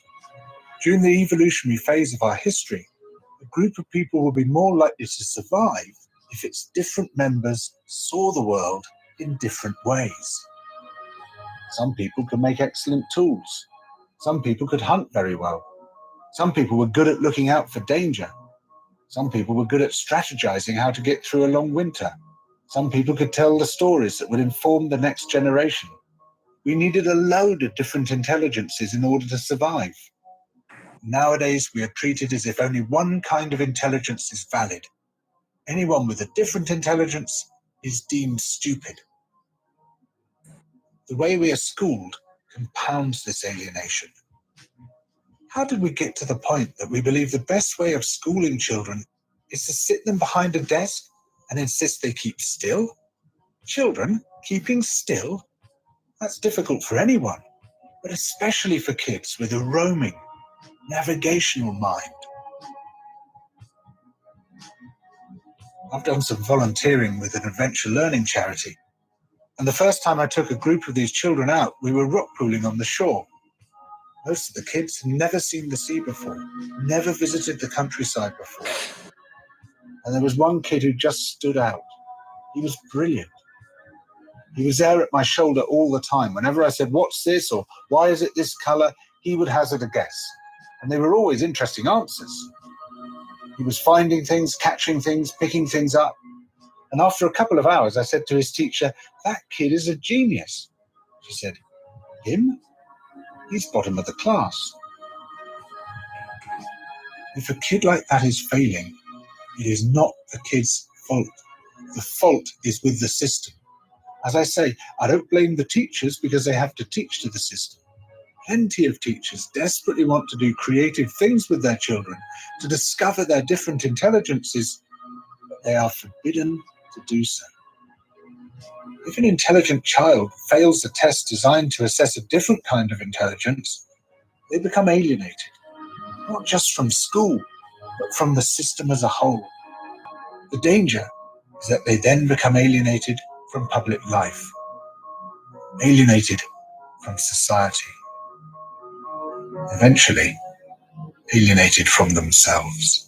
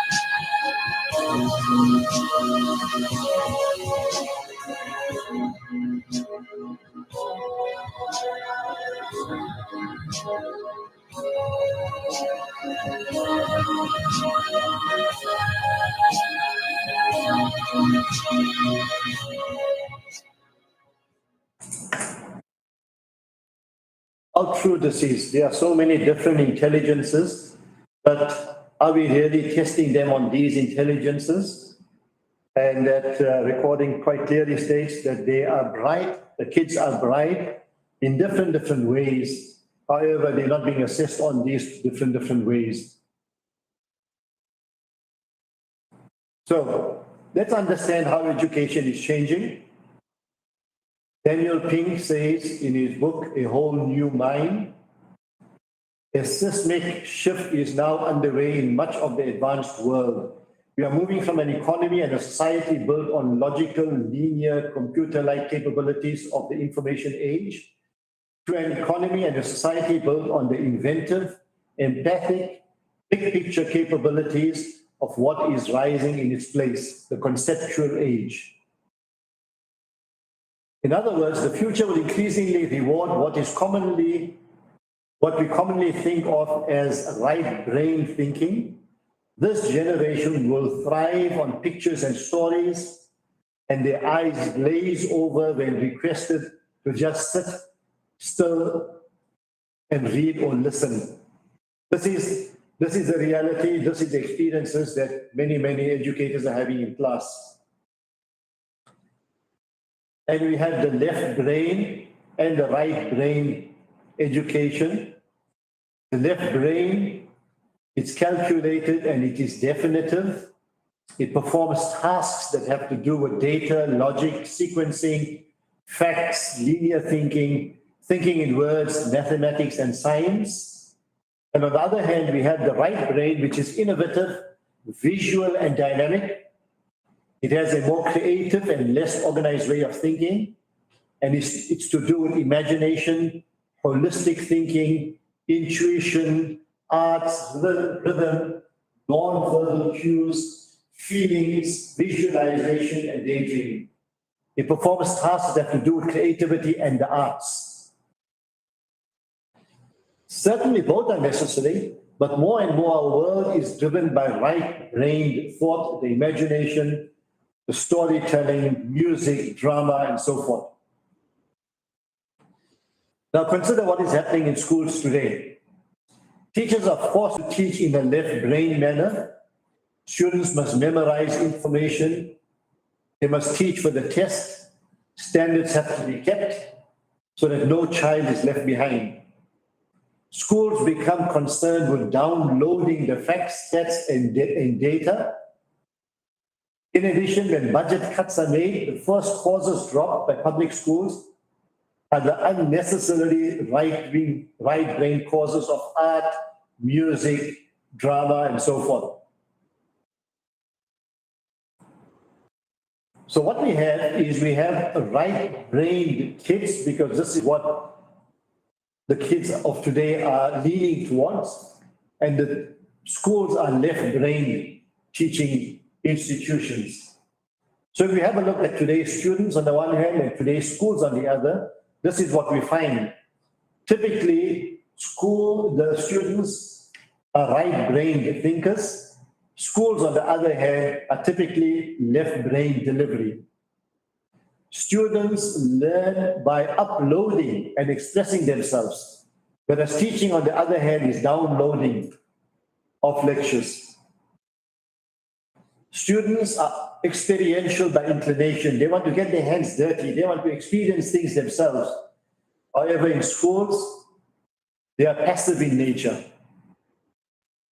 Then when it comes to students, they are helped by music, by art to retain information. And on the other hand, in schools, are having music and art programs cut back or eliminated totally. Then students, they desire to learn what is relevant to life. On the other hand, schools teach for the next test. Students are driven by creativity. They are naturally creative. However, schools are driven by curriculum. So if you really have a look at our schools, this is exactly how we are leading the kids of the towards the 24th century workplace, where more and more creativity is required. Again, those of us who teach and train students must transform the way we deliver our content. Lesson plans cannot be taught the way we did in 1989 or even 1999. Unfortunately, the way we might have been taught 30, 40 years ago, that is how we might still be teaching kids who are now 2 or 3 generations different. Are we really doing justice? Again, having a look at the quotation of Hazrat Ali radiallahu anhu, where he stated, do not raise your children the way parents raised you. They were raised for a different time. And then if we have to paraphrase that differently, do not teach your students the way your teachers taught you. They were teaching for a different time. I'm sure you'll agree with that. But what are we doing? Are we still teaching the way we were taught? Or have we now embraced new methodologies, new pedagogy in order to get through to today's learners? Right. So what is really required is we need to get back the creativity into our learners. We have a look at this picture on the left-hand side. The picture that you see in front of you is a vase that is broken. Now, let's just imagine how we would put that vase together. Just think for a moment. How would you put the vase together? If you want, you can come through on the chat. Let's just have some interaction with you, please. So if you were going to put that vase together, what would you do?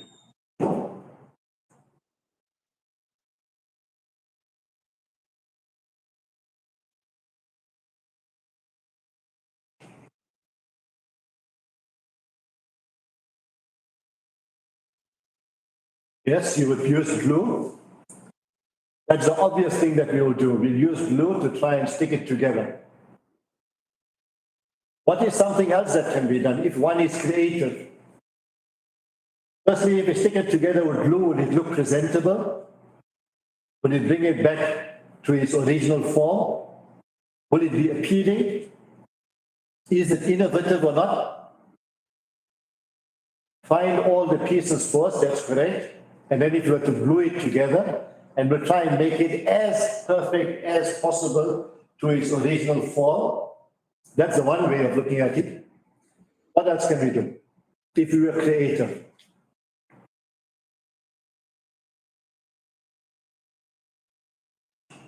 Could we do something like this?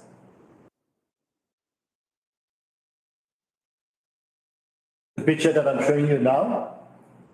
Can we show something like that? Can we come up with something like that? Now, this is creativity. This is thinking out of the box. So if we have it and look at the picture on the left-hand side and the picture on the right-hand side, the difference is if we are using left-brain thinking, then we would have reconstructed it by gluing it together. If we are using our right brain, then the picture on the right-hand side is what we would have produced. See the difference between the two. So I'm going to be showing you some very interesting video clips now. How creativity was used and what differences it made to these communities, these people, these institutions, and so forth. What we need to do now in schools, friends, is we need to get the creative juices flowing. As mentioned in that first video clip in this particular segment that I showed you, different types of intelligences. So our kids might have intelligences for which we are not testing them. So have a look at these videos and then we will discuss this further. Let's see what this drab old village in Indonesia did.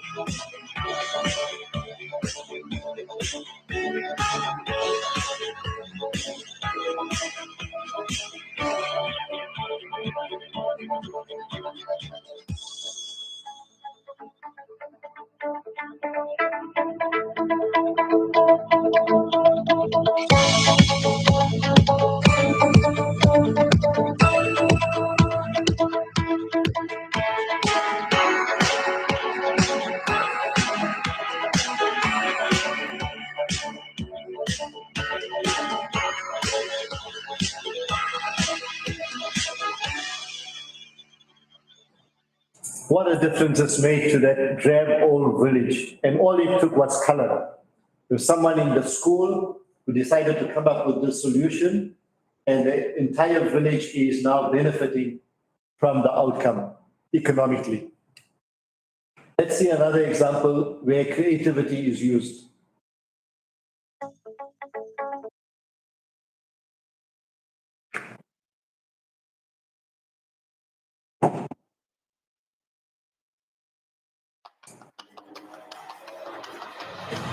Anyone can dance, anyone can swim, but no one can do what this guy does, because he can do both at the same time. This is the Hydro Man of India.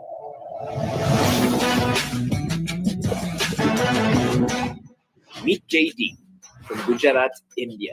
He is an underwater dancer, and he's the only one in his country. I really like dancing as well as swimming. Jaydeep is so comfortable surrounded by water. He can ride bikes, play football, read books, eat mangoes, and act out famous film scenes, all underwater. I'll be back. You might think he has gills, but he doesn't. In fact, he does all his stunts just by holding his breath for a really long time. Whoa, Lisha, this guy is really impressive. How long do you think he can hold his breath for? I don't know. I think we should ask him. Because of years of training, I can hold my breath for 4 minutes. His crazy story with water all began as a joke with his father, when he noticed how long Jaydeep could hold his breath underwater. So once my father told me that you should dance under the water, just as a joke, but I took it seriously. So he started training. For hours, he did yoga and breathing exercises every single day, so he could hold his breath underwater while dancing. At first, he trained in a swimming pool, but he wanted to practice more, so he built the transparent water tank inside his own home, so he can practice whenever he wants. And to prepare for his performance, he sketches his steps in his notebook, tests them out in the tank, then films it, uploads it, and shares it with the world. I'm just trying to do something I love, and everyone seems to like it. His videos are super popular because of how fun and creative they are. He even performed in a fully furnished room and lived like any normal person, all while completely underwater. And the world had never seen anything like it before.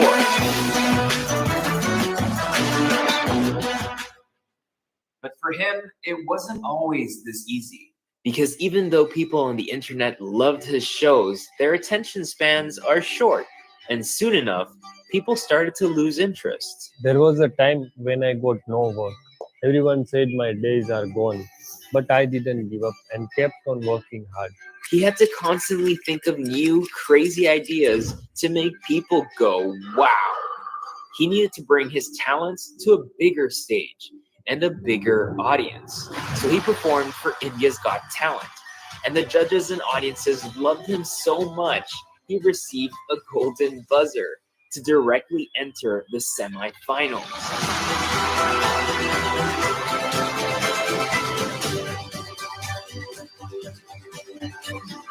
Thanks to this opportunity, he met Bollywood stars, performed with them, traveled all over India, and became famous. He even got invited to perform in the US and in Italy.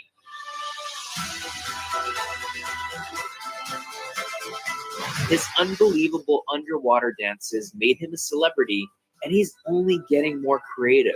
He did a show in India's largest aquarium, where he was the defender of the seas, dancing together with real sharks, stingrays, and fish.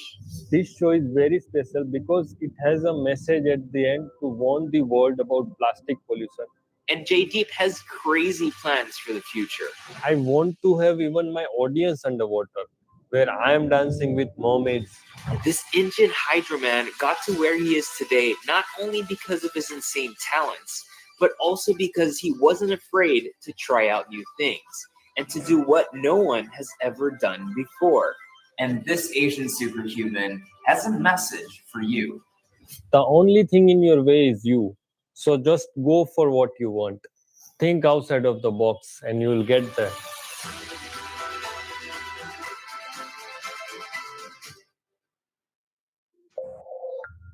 Isn't that cool? Here's a person, he might not have been very good in school, we don't know about that, but because he had a talent and intelligence that was recognized by his father, and that was just the ability to hold his breath for a very long time.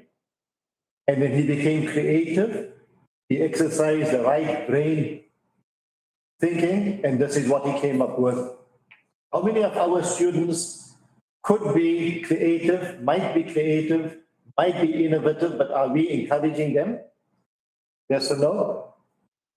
And I'll show you another one or two video clips before we move on. This is quite amusing. And this is another intelligence. People make their income, livelihood from things like this. Hey, did you play golf today? Yeah, I had a little accident, though. I was looking for a ball in the woods, and a snake bit me. Asp? No, on the foot. Hey, were you all right? Anything happen? Huh? You're all right? Well, I was fine, but it took the snake all afternoon to get rid of the hangover.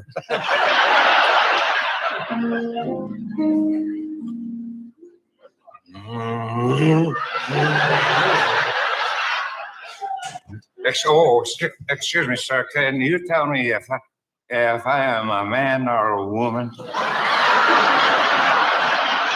You're a man. Thank you very much. I was just in here yesterday, and when I was here, I left my glasses in the washroom, and I didn't remember which one. Do you come in here often? Oh, just every once in a while, but I come in here every day to get a little drink, start to saddle my nerves, before going to work. Oh, what kind of work do you do? I'm a dentist.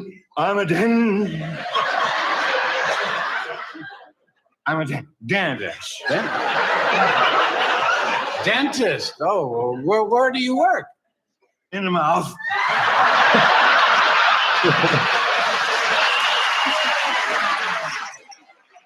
Wait, just a second. Do you mean to tell me that you actually hold a drill inside people's mouths with that hand? Oh, of course not. I'll use this one. Do you use any ether? Just enough so I don't hear the screams.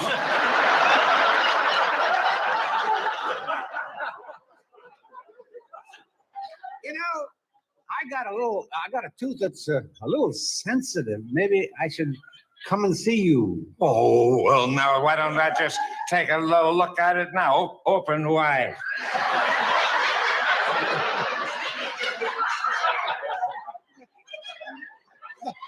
Hey, that's my ear. What's it doing in your mouth? This is my mouth.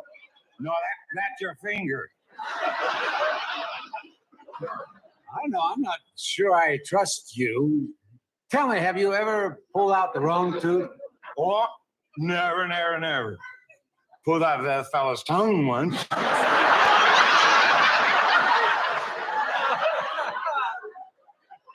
His tongue? Well, what did he say? He said,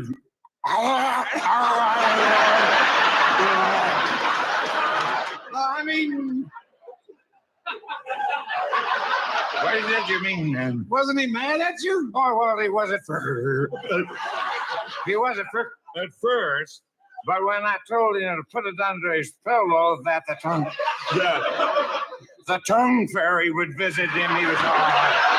See you all later.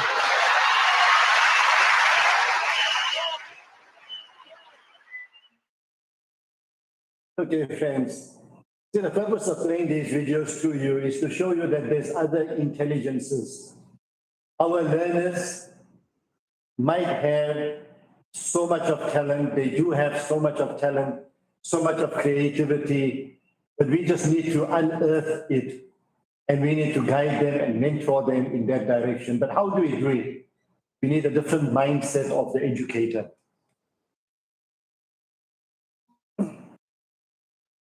Right. Now, in order, just give me a thumbs up or just raise your hand that you agree with what we are saying. Give me a thumbs up, please.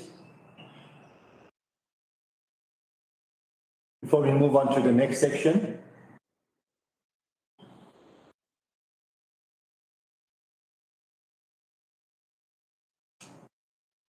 Okay, thank you. Right, so another very important aspect to remember when it comes to the mindset of the teacher is pioneers and settlers. So, what about them?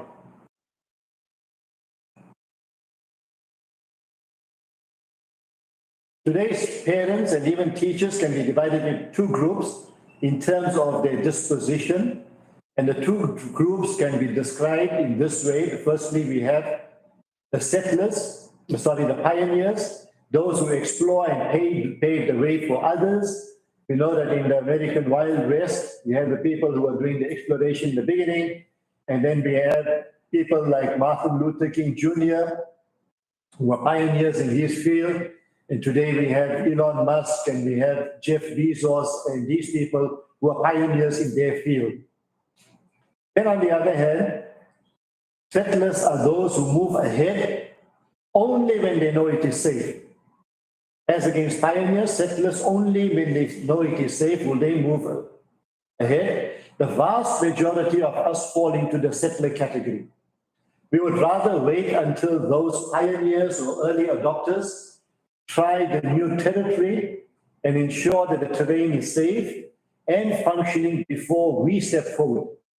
We play it safe. The pioneer is about risk. Settler is about routine. Every one of us leans towards one or the other, but we need to move toward becoming more of a pioneer. If you look at our own lives, if you look at our own teaching methodology, then we know whether we are settlers or pioneers. But there's a warning that I need to give. And that is, becoming a pioneer is definitely risky. Pioneers are usually the ones with arrows in their back. They have been shot at by settlers who cannot understand their strange new tactics. There are no guarantees of success, but I can certainly guarantee failure if you remain a settler, especially in today's environment. Settlers will be left in the dust as the young people we lead disconnect from us and find others who they can follow to new places. Or they will forge ahead with no mentors at all. That is the reality, friends.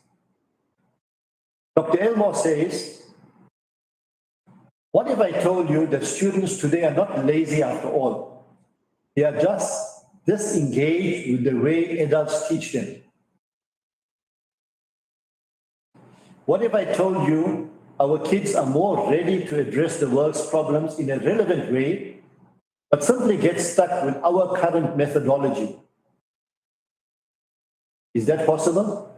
Is that a reality? I want to introduce you to Maulana Ramiz Arens. He is from a drug and a gangster infected area in Cape Town. And this is how he's got through to his students in that area. My name is Maulana Ramiz Arens. I'm the assistant imam at Siddiqui Masjid, based in El Sis River, Alhamdulillah. This is the only masjid within the community. Part and partial, it was via the IDP, Alhamdulillah, and the recommendations that I actually got the post to be busy in this community, Alhamdulillah. My background is martial arts. I'm a very ardent cyclist, Alhamdulillah. I cycle as well, mountain biking. I do jogging as well. So in these activities that I myself do, I try to involve the youth in that activities, inshallah ta'ala. So part of that is a self-defense class, alhamdulillah, that runs every Wednesday. So the youth of the afternoon madrasa basically serves as the feeder towards this self-defense class, alhamdulillah. And it has been carrying on since I started here for the past 4 years, alhamdulillah. Right? Those students that you see doing archery, they were actually self-defense students once upon a time, and they completed the course that I ran for them for the basic self-defense. And then when we opened the archery activity, they said that we would like to be involved in the archery. I'm so proud that our masjid's youth are involved in making that sunnah alive of the Prophet sallallahu alaihi wasallam of archery, alhamdulillah. As my journey with the IDP continued, we got some beautiful benefits, alhamdulillah, and all that benefits were that we got introduced to going for Umrah, and myself that hasn't I didn't even think about it, going for Umrah, because, sometimes you look at your circumstances. This journey had such an impact on me that while I was on the journey and the various programs that we were engaged in, I said to myself, wallahi, that I would really like to take my students and bring them here to let them come to benefit from this. That, you know what, my imam did something for me, man. He took me for Umrah, he took me to hikes. Subhanallah. This is the legacy I want to leave in their hearts at the end of the day. That inshallah ta'ala, maybe one day you can do that to some other youth, if I'm not maybe here one day. So it might not be the conventional Maulana that you see, look, I'm dressed, you always see me in the community, maybe not in a thobe per se, I'll be in casual clothes, but this is how I connect with my community. This is how I connect with them. This is what they like to see from me, that Maulana, Jesus Os, that is that aspect. You like us, Maulana. And alhamdulillah, I thank Allah Ta'ala for that I can connect with my community on multiple levels in order to connect them with the house of Allah and eventually with Allah Ta'ala. This is a very challenging community. Gangsterism is the order of the day, but throughout everything, there is your moments of light within this community, inshallah. And our job is just to cultivate that light, focus on the light. Don't worry about the negativity. We focus on the light, inshallah ta'ala. Okay, that is a very, very instructive video. Here we get an idea of the mindset of a teacher. Whilst he's not a teacher in your school, he's a teacher in the madrasa, Elsie's River. So what he's done, where his strengths lie, and his strengths lie in martial arts and mentoring youth, he's used that in order to get the kids off the street in that drug and gang related area. He's got them off the streets. They came for martial arts. From the martial arts, he was able to get them into the mosque. He was able to get them into the madrasas. And if you go on social media, if you go on to some of the social media platforms, you'll see him regularly. He's taking his students on hikes. Sometimes he's going mountaineering. Sometimes he's going on mountain biking all the way up to Table Mountain. So this is what we really need, friends. We need people who will be able to do something different, take risks, be able to relate to today's youth in order to win their confidence and thereafter be able to lead them in the way that they should be led in the 21st century. I see Aisha has given asked a very, very interesting and important question, is how do we transcend all the bureaucracy that we are bound by, the results, the marks, curriculum completion within time frames? That's a real and a very important question you're asking. It's a real problem. Because there might be lots of teachers who know the problem, they know the issues, they know that there has to be changes, they've got great ideas, maybe even like what Ramiz has got, great ideas, they want to implement it in class. However, there's bureaucracy, the HODs, the principal, they're not really interested in it, they're knocking their head against the wall. So how do you overcome that? So that is something that we'll be answering in the last part of our presentation towards the end. How do you now get through to the powers that be? So just hold on to that question. It's a very, very important question. Similarly, if you have other questions also, please post them on the chat. But we'll come back to that question a little later. My name is Mohamed. So to conclude this section, very, very important quotation. The illiterate of the 21st century will not be those who cannot read and write, but those who cannot learn, unlearn, and relearn. Elvin Toffler, this is his quotation.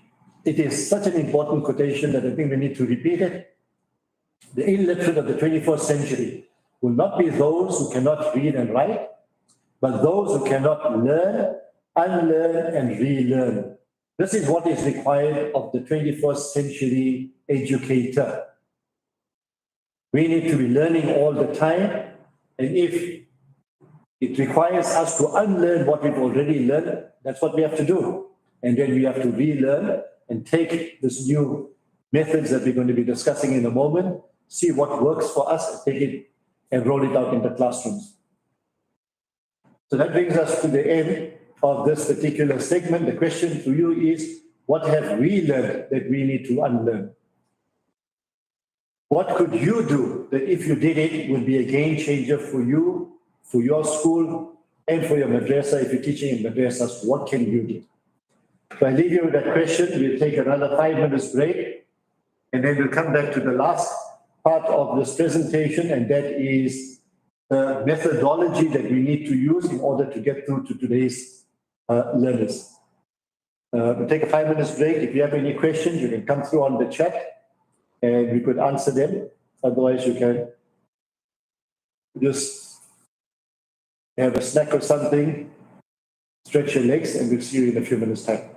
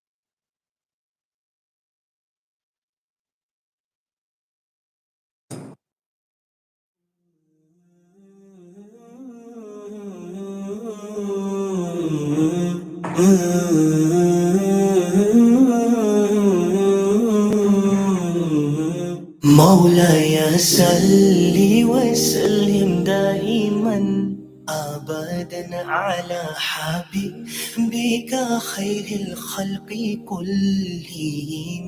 مولاي صل وسلم دائما ابدا على حبيبك خير الخلق كلهم. محمد سيد الكونين وثقلين.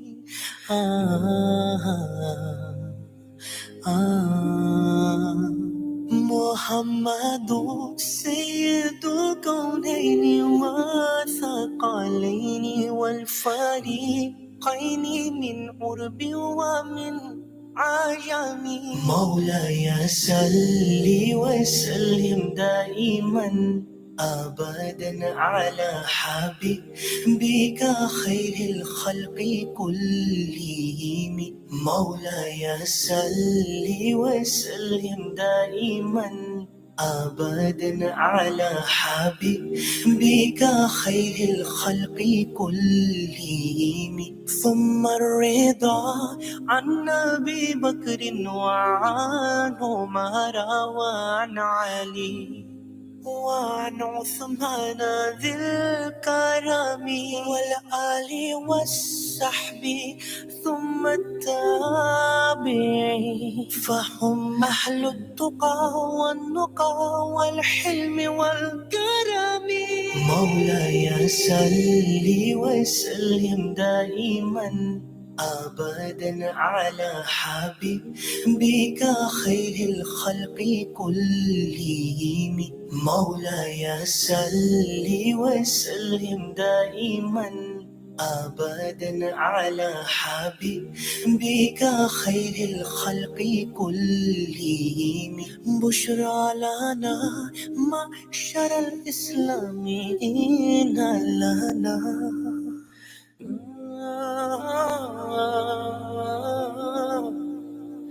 من العناية ركنا غير منحدم.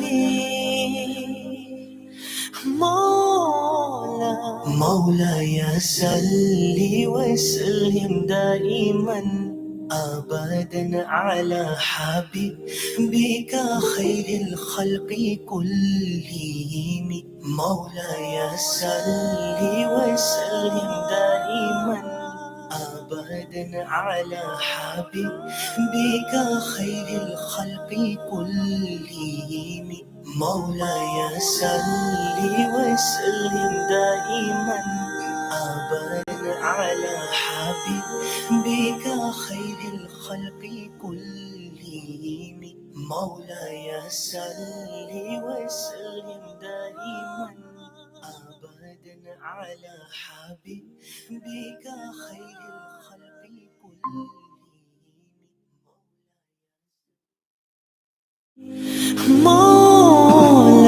مولاي صل وسلم دائما أبدا على حبيبك خير الخلق كلهم. مولاي صل وسلم دائما أبدا على حبيبك خير الخلق كلهم.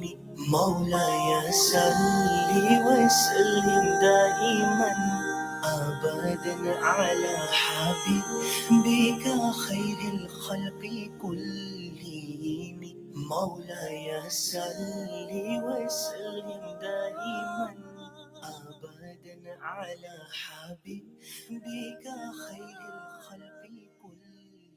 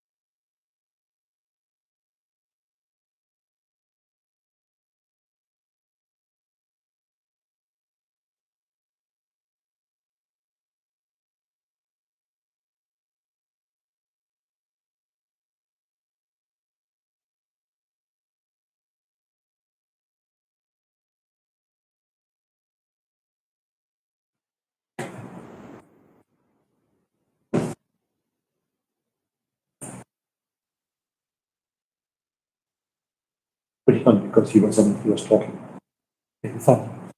Okay, there was no sound. Thank you for that. So just to recap,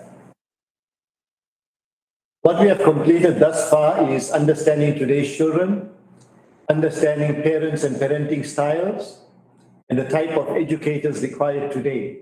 Now we're moving on to the most important part, and that is the successful teaching methodologies to get through to today's kids. Now, Dr. Elmo has written a book which is titled Marching Off the Map. And in this book, he talks about, he gives this map of the Norwegian Sea that was drawn in 1539.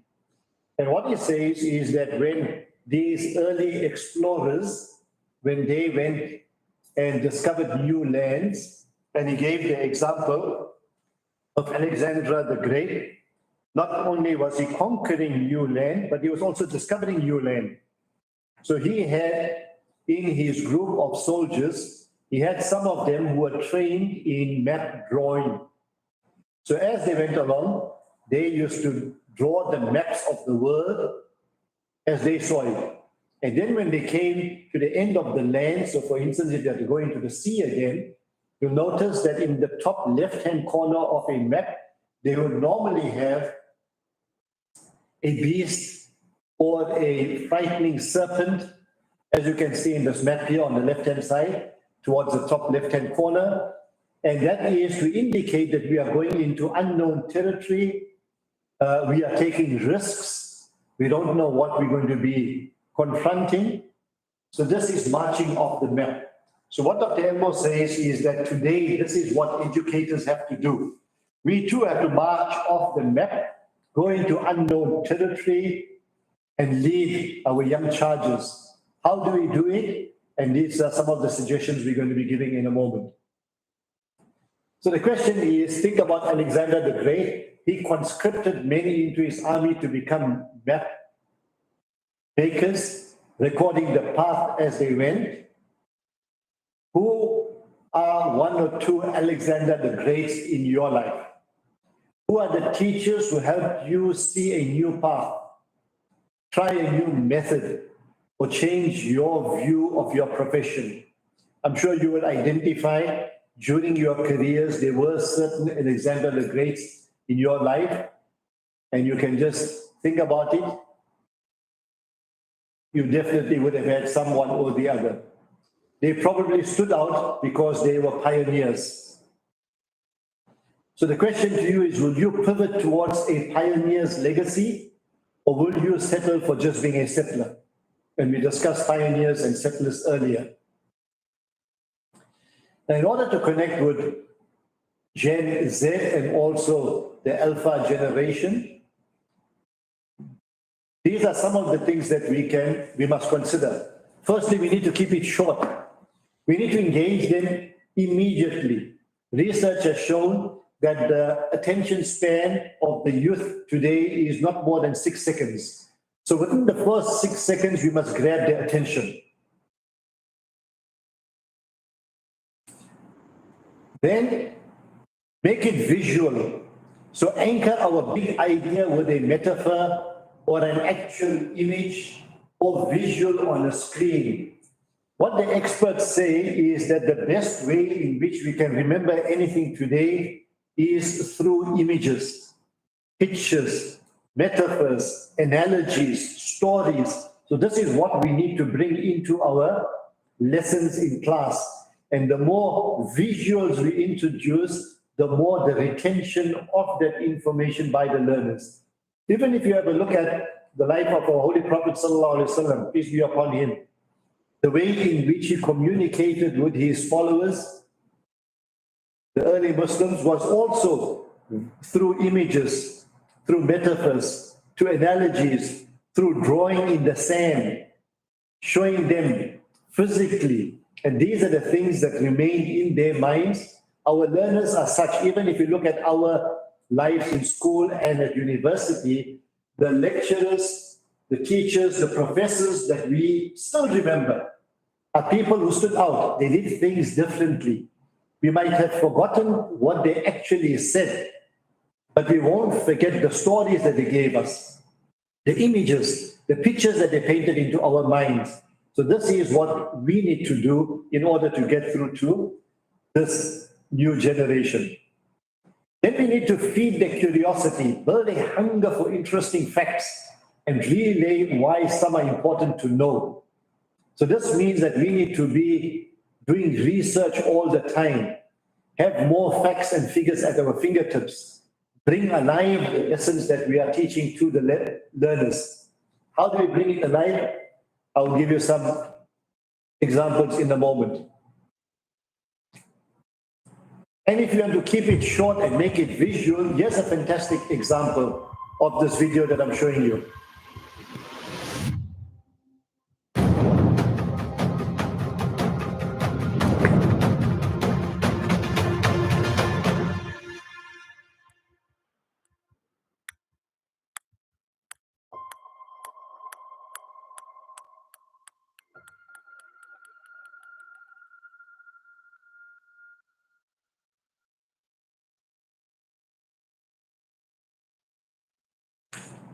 Okay, I'll just replay it for you. It's short, but how powerful this was explaining. This is explaining COVID.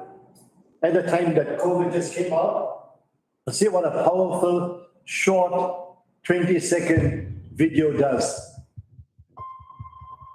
Where there is no social distancing, this is the result.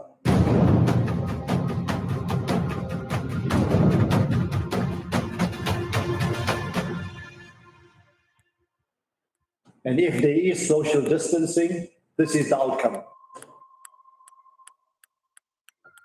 So that's an example of keeping it short and making it visual, what an impact it will have on our learners.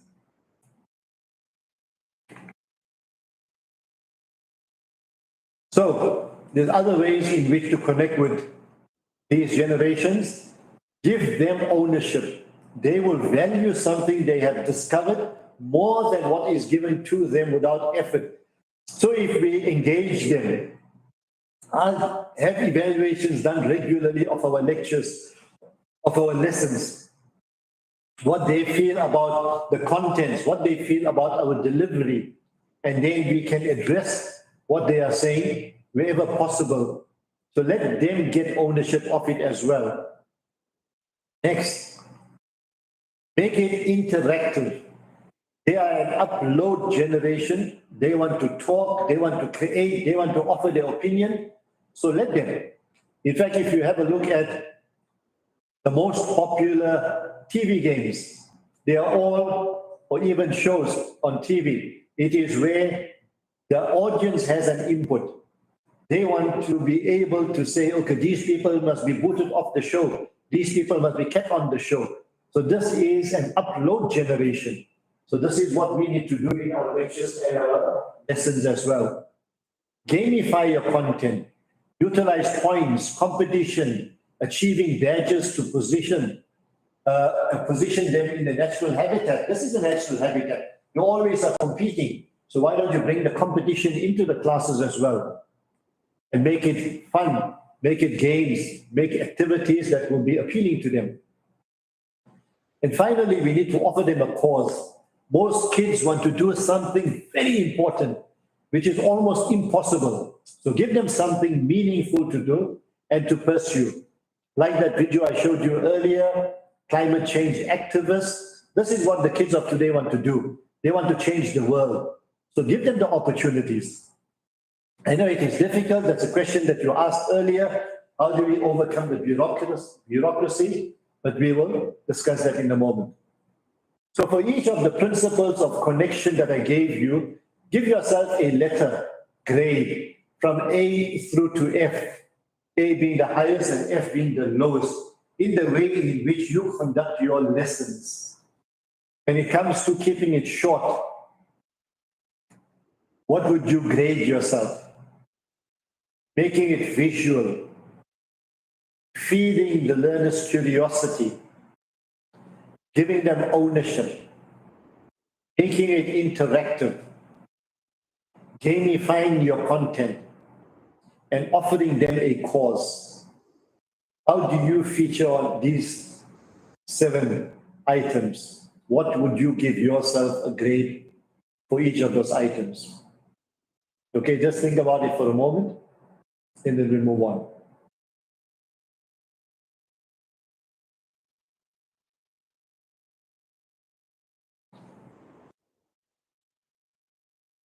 Okay, now here's 3 ideas to better engage students. There's many ways, there's many different methodologies in order to get through to the students. I am proposing 3.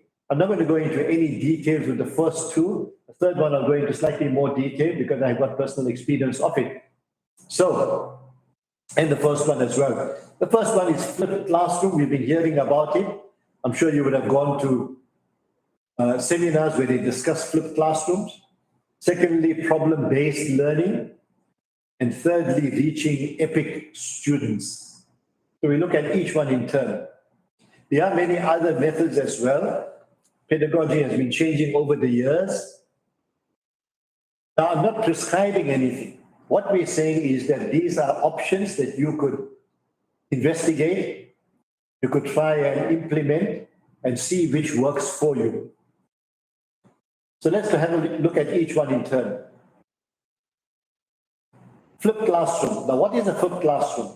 If you want to understand a flipped classroom, then we need to firstly recap what the traditional classroom's instruction is.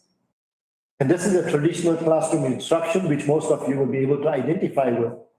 The teacher is the center focus of a lesson, and dissemination of information comes from him or her.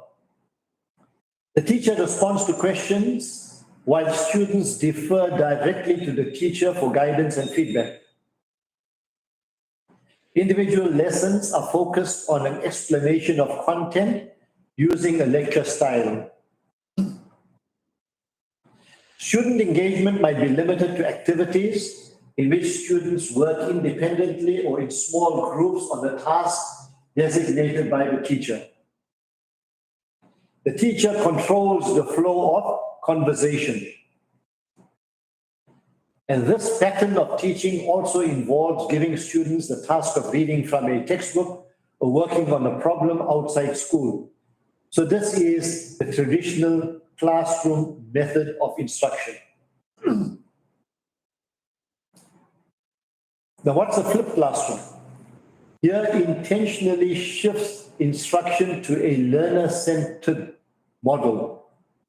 Students are initially introduced to the new topics outside of the classroom. Time in the classroom is used to explore topics in greater depth and create meaningful learning opportunities. Content delivery may take a variety of forms.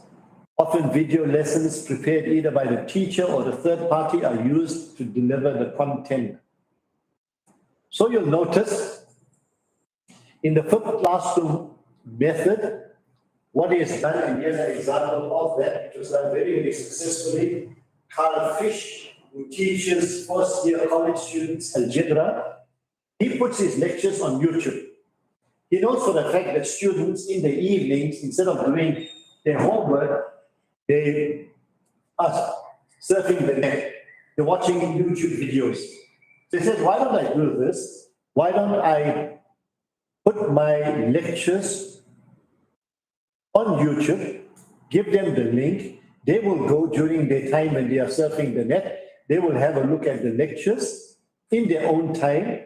And then when they come to class the next day, we will discuss the answers to the problems that were posed. And if they are having a problem, then we will discuss it. So now his class is more interactive and student-driven. He responds to the learning needs of his students in that class time.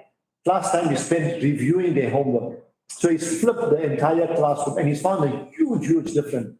They did studies on students where the traditional ways of lessons were being taught to them and the flipped classroom. And they found a huge improvement with the students where there was a flipped classroom.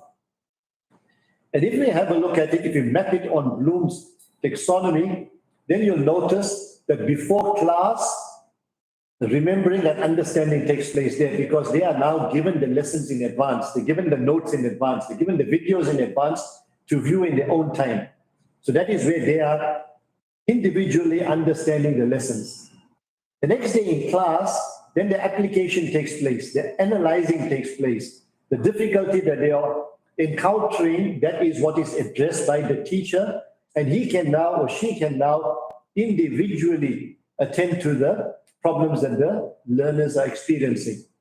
Then after class, again, they will go back and evaluate what they've learned, and that is where they will create themselves.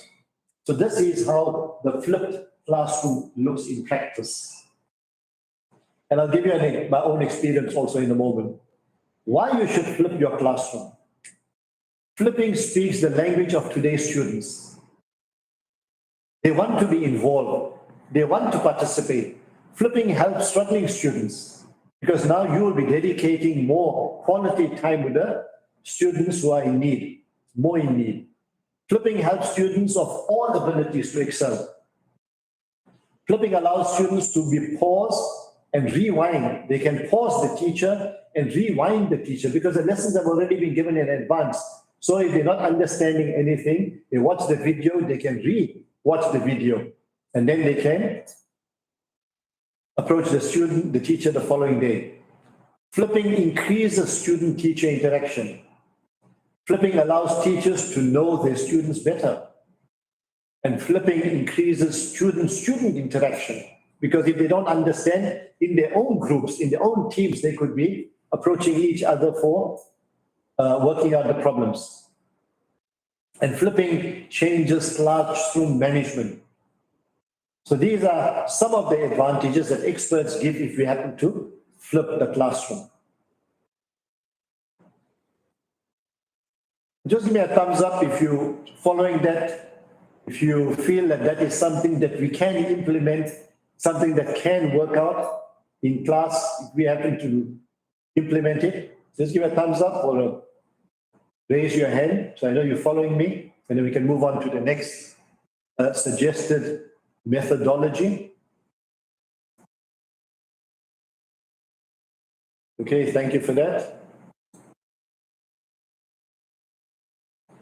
Right, now the second one that we're just going to suggest to you is problem-based learning. We've been hearing a lot about problem-based learning, but what exactly is problem-based learning?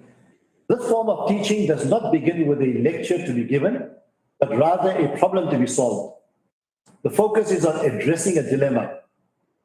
Students' motivation to listen to a lecture stems from the belief that it will help them reach their goal by solving the problem. And the teacher is perceived as a coach who is helping students reach that goal. So a problem is posed right in the beginning of the lesson. It could be for that particular lesson, or in some instances, there's a problem posed in the beginning of the term, and then students, with the assistance of their teacher, work through that problem for the whole term. And in other instances, a problem is posed at the beginning of the year, and students work through that problem for the entire year. In some instances, different departments get together. Maths, English, science. These departments might get together. Engineering at universities, they'll get together.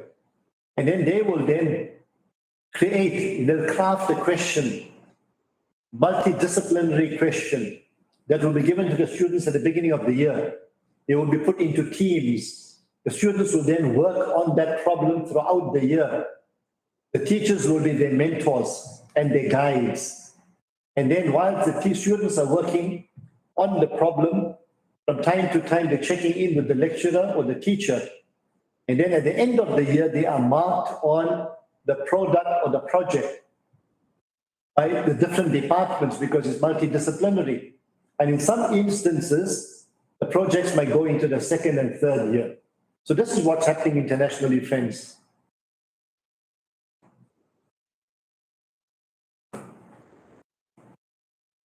So yes, what one teacher in the States explains about her experiences with problem-based learning. So what I'm going to do is I'm going to give you some fossils to actually look at, real fossils. And you can use the evidence to support what you're going to tell me about the fossils. All right? Some of the things. Okay, so they're looking Our at goal fossils. was to design, develop, and test materials. The SEED does project-based learning, really promote student learning. All right. Kids, unfortunately, are introduced to science like it's a body of knowledge. Use your evidence to support your idea. But science is so much more than that. Science is all about trying to figure out how things work. In many respects, project-based learning mirrors what scientists do, right? Trying to answer a really important question or to figure out what's going on with some phenomena. When I let go, I started to go slower and slower, so then it stopped. Multiple literacies in project-based learning is very different from traditional science classrooms. I was a science teacher for about 30 years in Detroit Public Schools. We did cookbook experiments that usually were just validating whatever we talked about in class. When you go into a multiple literacies and project-based learning science class, you see something very different. You see kids that are engaged in asking questions and trying to solve problems. We developed 4 units for the 3rd grade that cover a full year of curriculum that are integrated with mathematics and English language arts. They are really investigating things. They are really making observations, asking questions. They're developing models. They're arguing with each other about the science. We integrated literacy where it was really important to support children in the learning of science. So we saw just in the classroom, kids getting excited about reading because they were excited about the topic, because it was something that was related to what they were trying to figure out. The standards in math that we chose to integrate were the ones that were so much a part of what we do in science. They're actually measuring for a purpose in order to gather data. So that they could really analyze that data in order to figure something out. Do you see that word? No. You can't see like a paragraph fast. My role in this was to help with the design of the research. Part of the group would get the project-based learning, and the other group would study science just as they traditionally do. We had to make sure that our sample was balanced with respect to their achievement, their population characteristics, and school enrollment size. We looked at 46 schools, 23 in the treatment and 23 in the control group.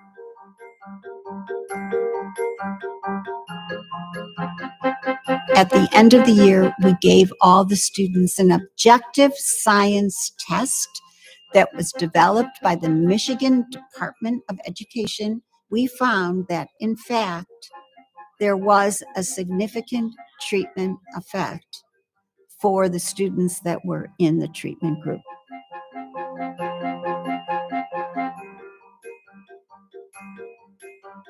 This was true regardless of what your gender was. It was true regardless of what your race and ethnicity was. And it was true whether you were a struggling reader, an average reader, or a very good reader. We actually moved them up in their proficiencies in learning science. And so that is really strong evidence for using project-based learning in schools because it is different. But do the kids get excited about learning science? Do they put effort into learning science? And so we also measured kids' social emotional learning. So what I'm going to do is Okay, so that's just to give you a sense of what project-based learning is about. Now we move on to the last part, and that is reaching the EPIC students. Years ago, futurist Dr. Leonard Sweet first suggested that students today make up an EPIC generation. This idea has been embraced by thousands of educators, and perhaps this can serve as a grid for your teaching style. Each time you train students, run your lessons plan through the grid of EPIC. And EPIC stands for E, experiential, P, participatory, I, image rich, and C, connected. We'll go through each one in turn, and I'll show you videos as well to give you an idea what they look like in practice.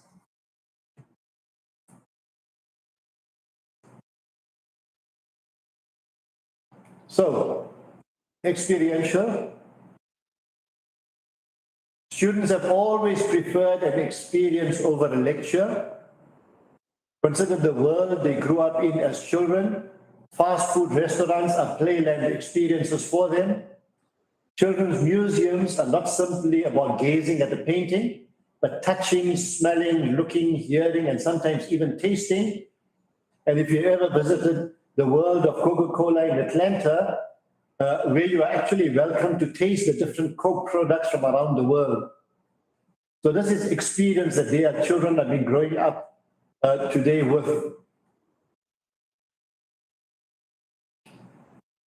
Here's a good example. Ben Boss is a pro golfer who focuses on mentoring young golfers. He has a group of high school golfers join him at a PGA tournament.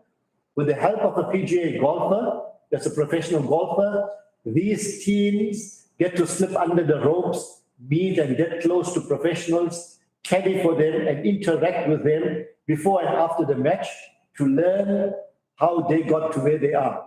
It is an experience of a lifetime. In fact, parents get to come along and watch, and they often talk to them about tournaments, after tournaments, and say, whatever impact you think you have on these students, multiply it by 10, and you are close to the reality. Their lives have changed. So this is an example of what a pro golfer has done with school kids who he was training in golf, and how he got them involved with professional golfers.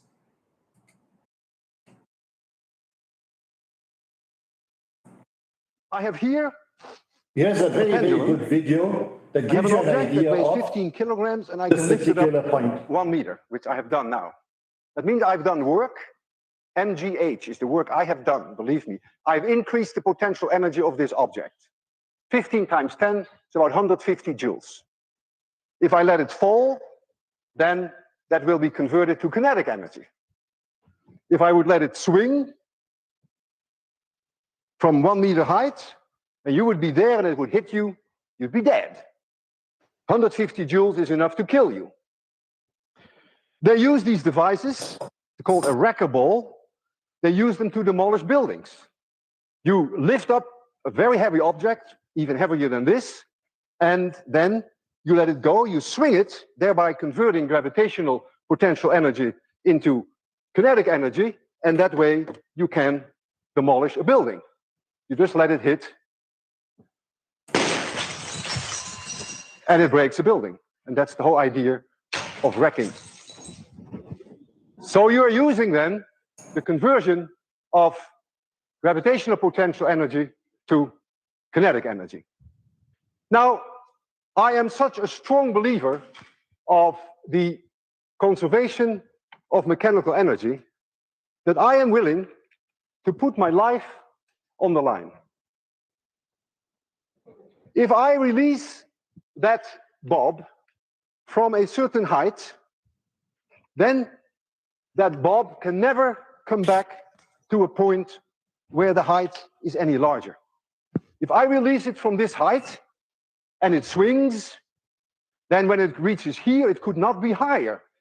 There is a conversion from gravitational potential energy to kinetic energy back to gravitational potential energy, and it will come to a stop here.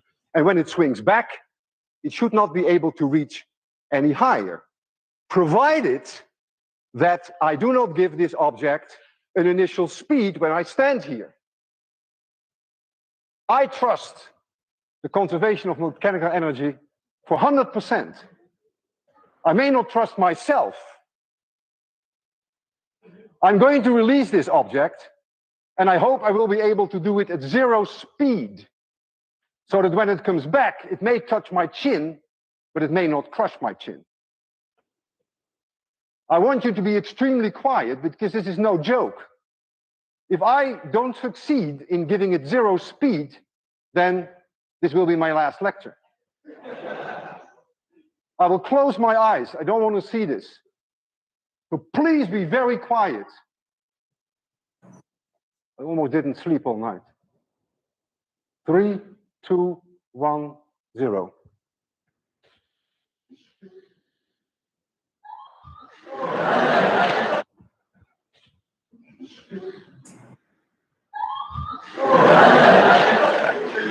Physics works, and I'm still alive. Okay, so this is, do you think that these students will ever forget that lesson and what the teacher, the lecturer has taught them? Never. Right, so participatory, EPIC we said is experiential, E, P is participatory. Consider once again the world today's kids have grown up in. Adults have asked their opinion on everything. Many of these children have weighed in on where their family goes on vacation since they were 5 years old, especially in Western countries. As young adults, many assume they can vote on who stays on reality TV show each week. They have gotten to participate, to vote, to share their views, to like, dislike, to unfriend, and to have a say on what they want in life. So this is how they've grown up. This is how they have participated.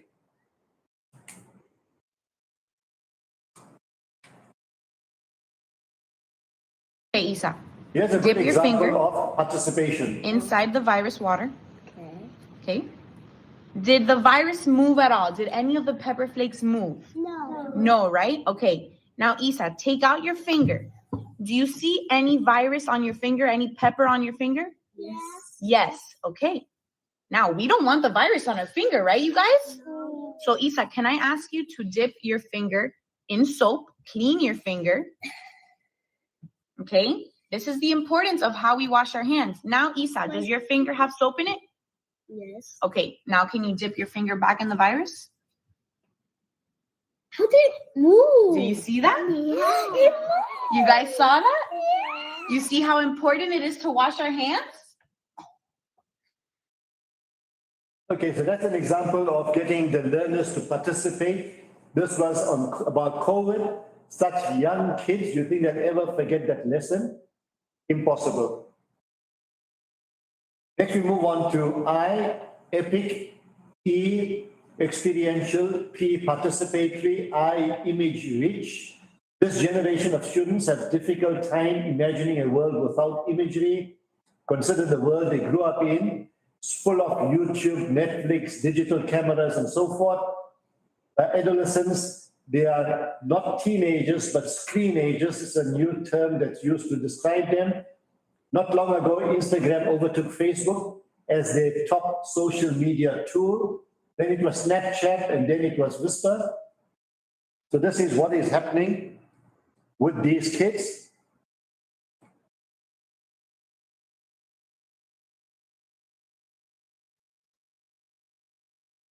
In fact, some years ago, we began to hear about Division I American football coaches who use images on the sidelines to give instructions to their teams.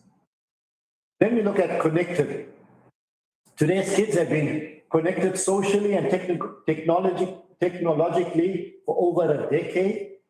You cannot imagine a world where they are disconnected from each other. Social media is something that they are in touch with 24/7. And it is said that they spend the equivalent of a full-time job each week connected to each other through social media. So this is the life that they are leading. This is the world in which they are living. Image rich, connected.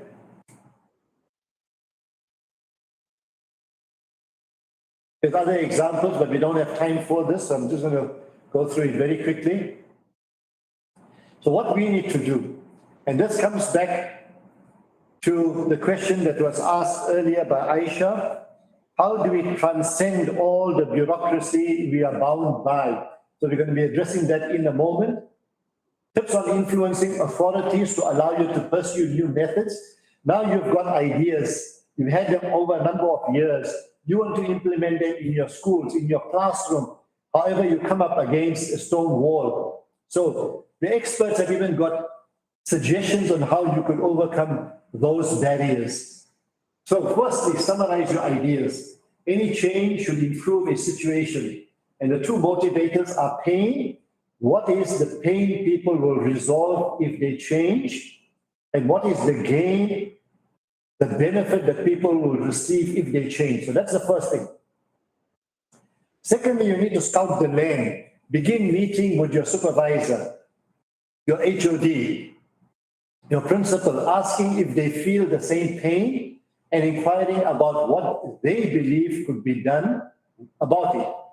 Ask how you can help. It's about making lots of deposits before you make any withdrawals. In your relationship with anyone, you need to first have a credit balance. You need to have more deposits before you can ask anything from them. Thirdly, shoot bullets before cannonballs. In other words, launch a small pilot project to test your idea. Involve a small group of students and prepare to collect the data after the pilot is finished. Then you are ready to expand and speed up the pace. So that's the third thing you need to do. Fourthly, once you've got the data, you need to share the results. Show your leader improvements that occurred. Allow them to respond. If the results are clear improvements, you should not have to do much convincing for them to want to scale up the project. Fifthly, show and tell. So invite your supervisor into your classroom to observe your new methods of pedagogy and to view how you are achieving results. You want to sell your leader both mentally as well as emotionally. Six, sponsor an event. Plan an event, a meeting, an assembly that will kindle excitement about this new direction that you are taking. Introduce the big idea. Invite attendees into the journey to join you. And at the end, give them an action step to sign up. Seventhly, secure a critical mass. So as your little movement starts growing, choose markers along the way where you can measure growth and improvement. If you are trying to change the method in your classrooms, keep track of every 4 or 5 instructors who are making the shift to the new style and mark it down somewhere. Check in with this group on an ongoing basis to maintain the momentum. This is what the experts are saying. Number 8, select a champion. Find the right person, whether it is you or someone else who has influence, to be the leader, to continue to keep it in front of the eyes of everyone. And make sure that the person you choose has the skills, the patience, and the time to see it through to fruition. And lastly, scatter the credit. Do not hoard all the accolades. Include anyone you can in the victory lap. Literally anyone who tried something new, experimented with you, or even advocated on your behalf. Call them all into the celebration. So, Aisha, to answer your question, you'll definitely find bureaucracy. You people will be not pioneers. There will be, most of us are settlers. We don't want to try anything new. We're happy with the status quo. We don't want to rock the boat. However, in order to lead in the 21st century, in order to step into the unknown, we will have to take the lead. We will have to be pioneers.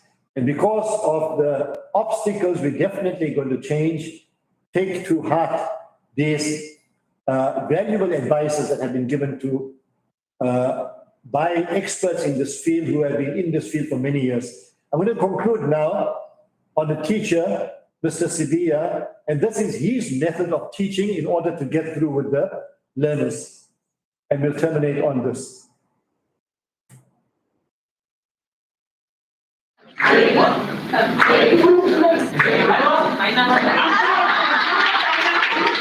Meet Kangelani Sibia. Many know him as just a teacher at Pumelele High School in Richards Bay. But to his learners, he's affectionately known as DJ Max. This is for his animated way of making two of the most unpopular subjects for learners easier to understand, but also enjoyable: Teaching them this way changes the stigma of saying mathematics and physics is a difficult subject, because if you demonstrate, it is easy for them when the questions come to the exam to say they recall all our songs, they recall all our demonstrations while we are in the class. He has recently won 2 international accolades, one in India as the best maths and science teacher and another in Dubai as the best teacher. Sibiya beat teachers from 79 countries for the coveted Global Award.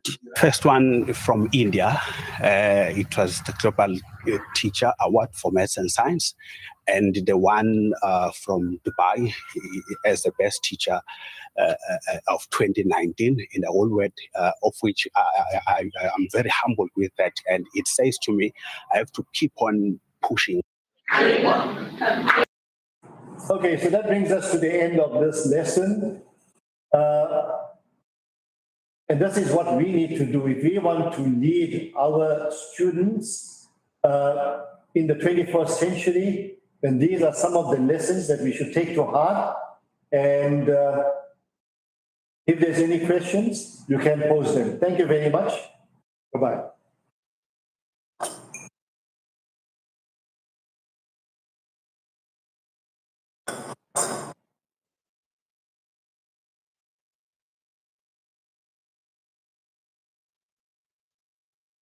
Right.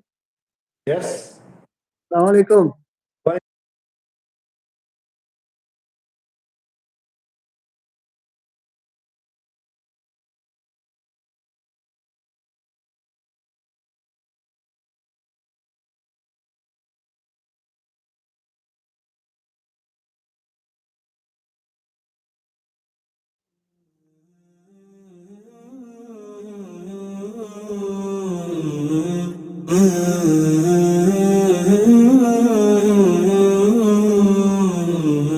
مولاي صل وسلم دائما أبدا على حبيبك خير الخلق كلهم مولاي صل وسلم دائما أبدا على حبيبك خير الخلق كلهم محمد سيد الكونين وثقلين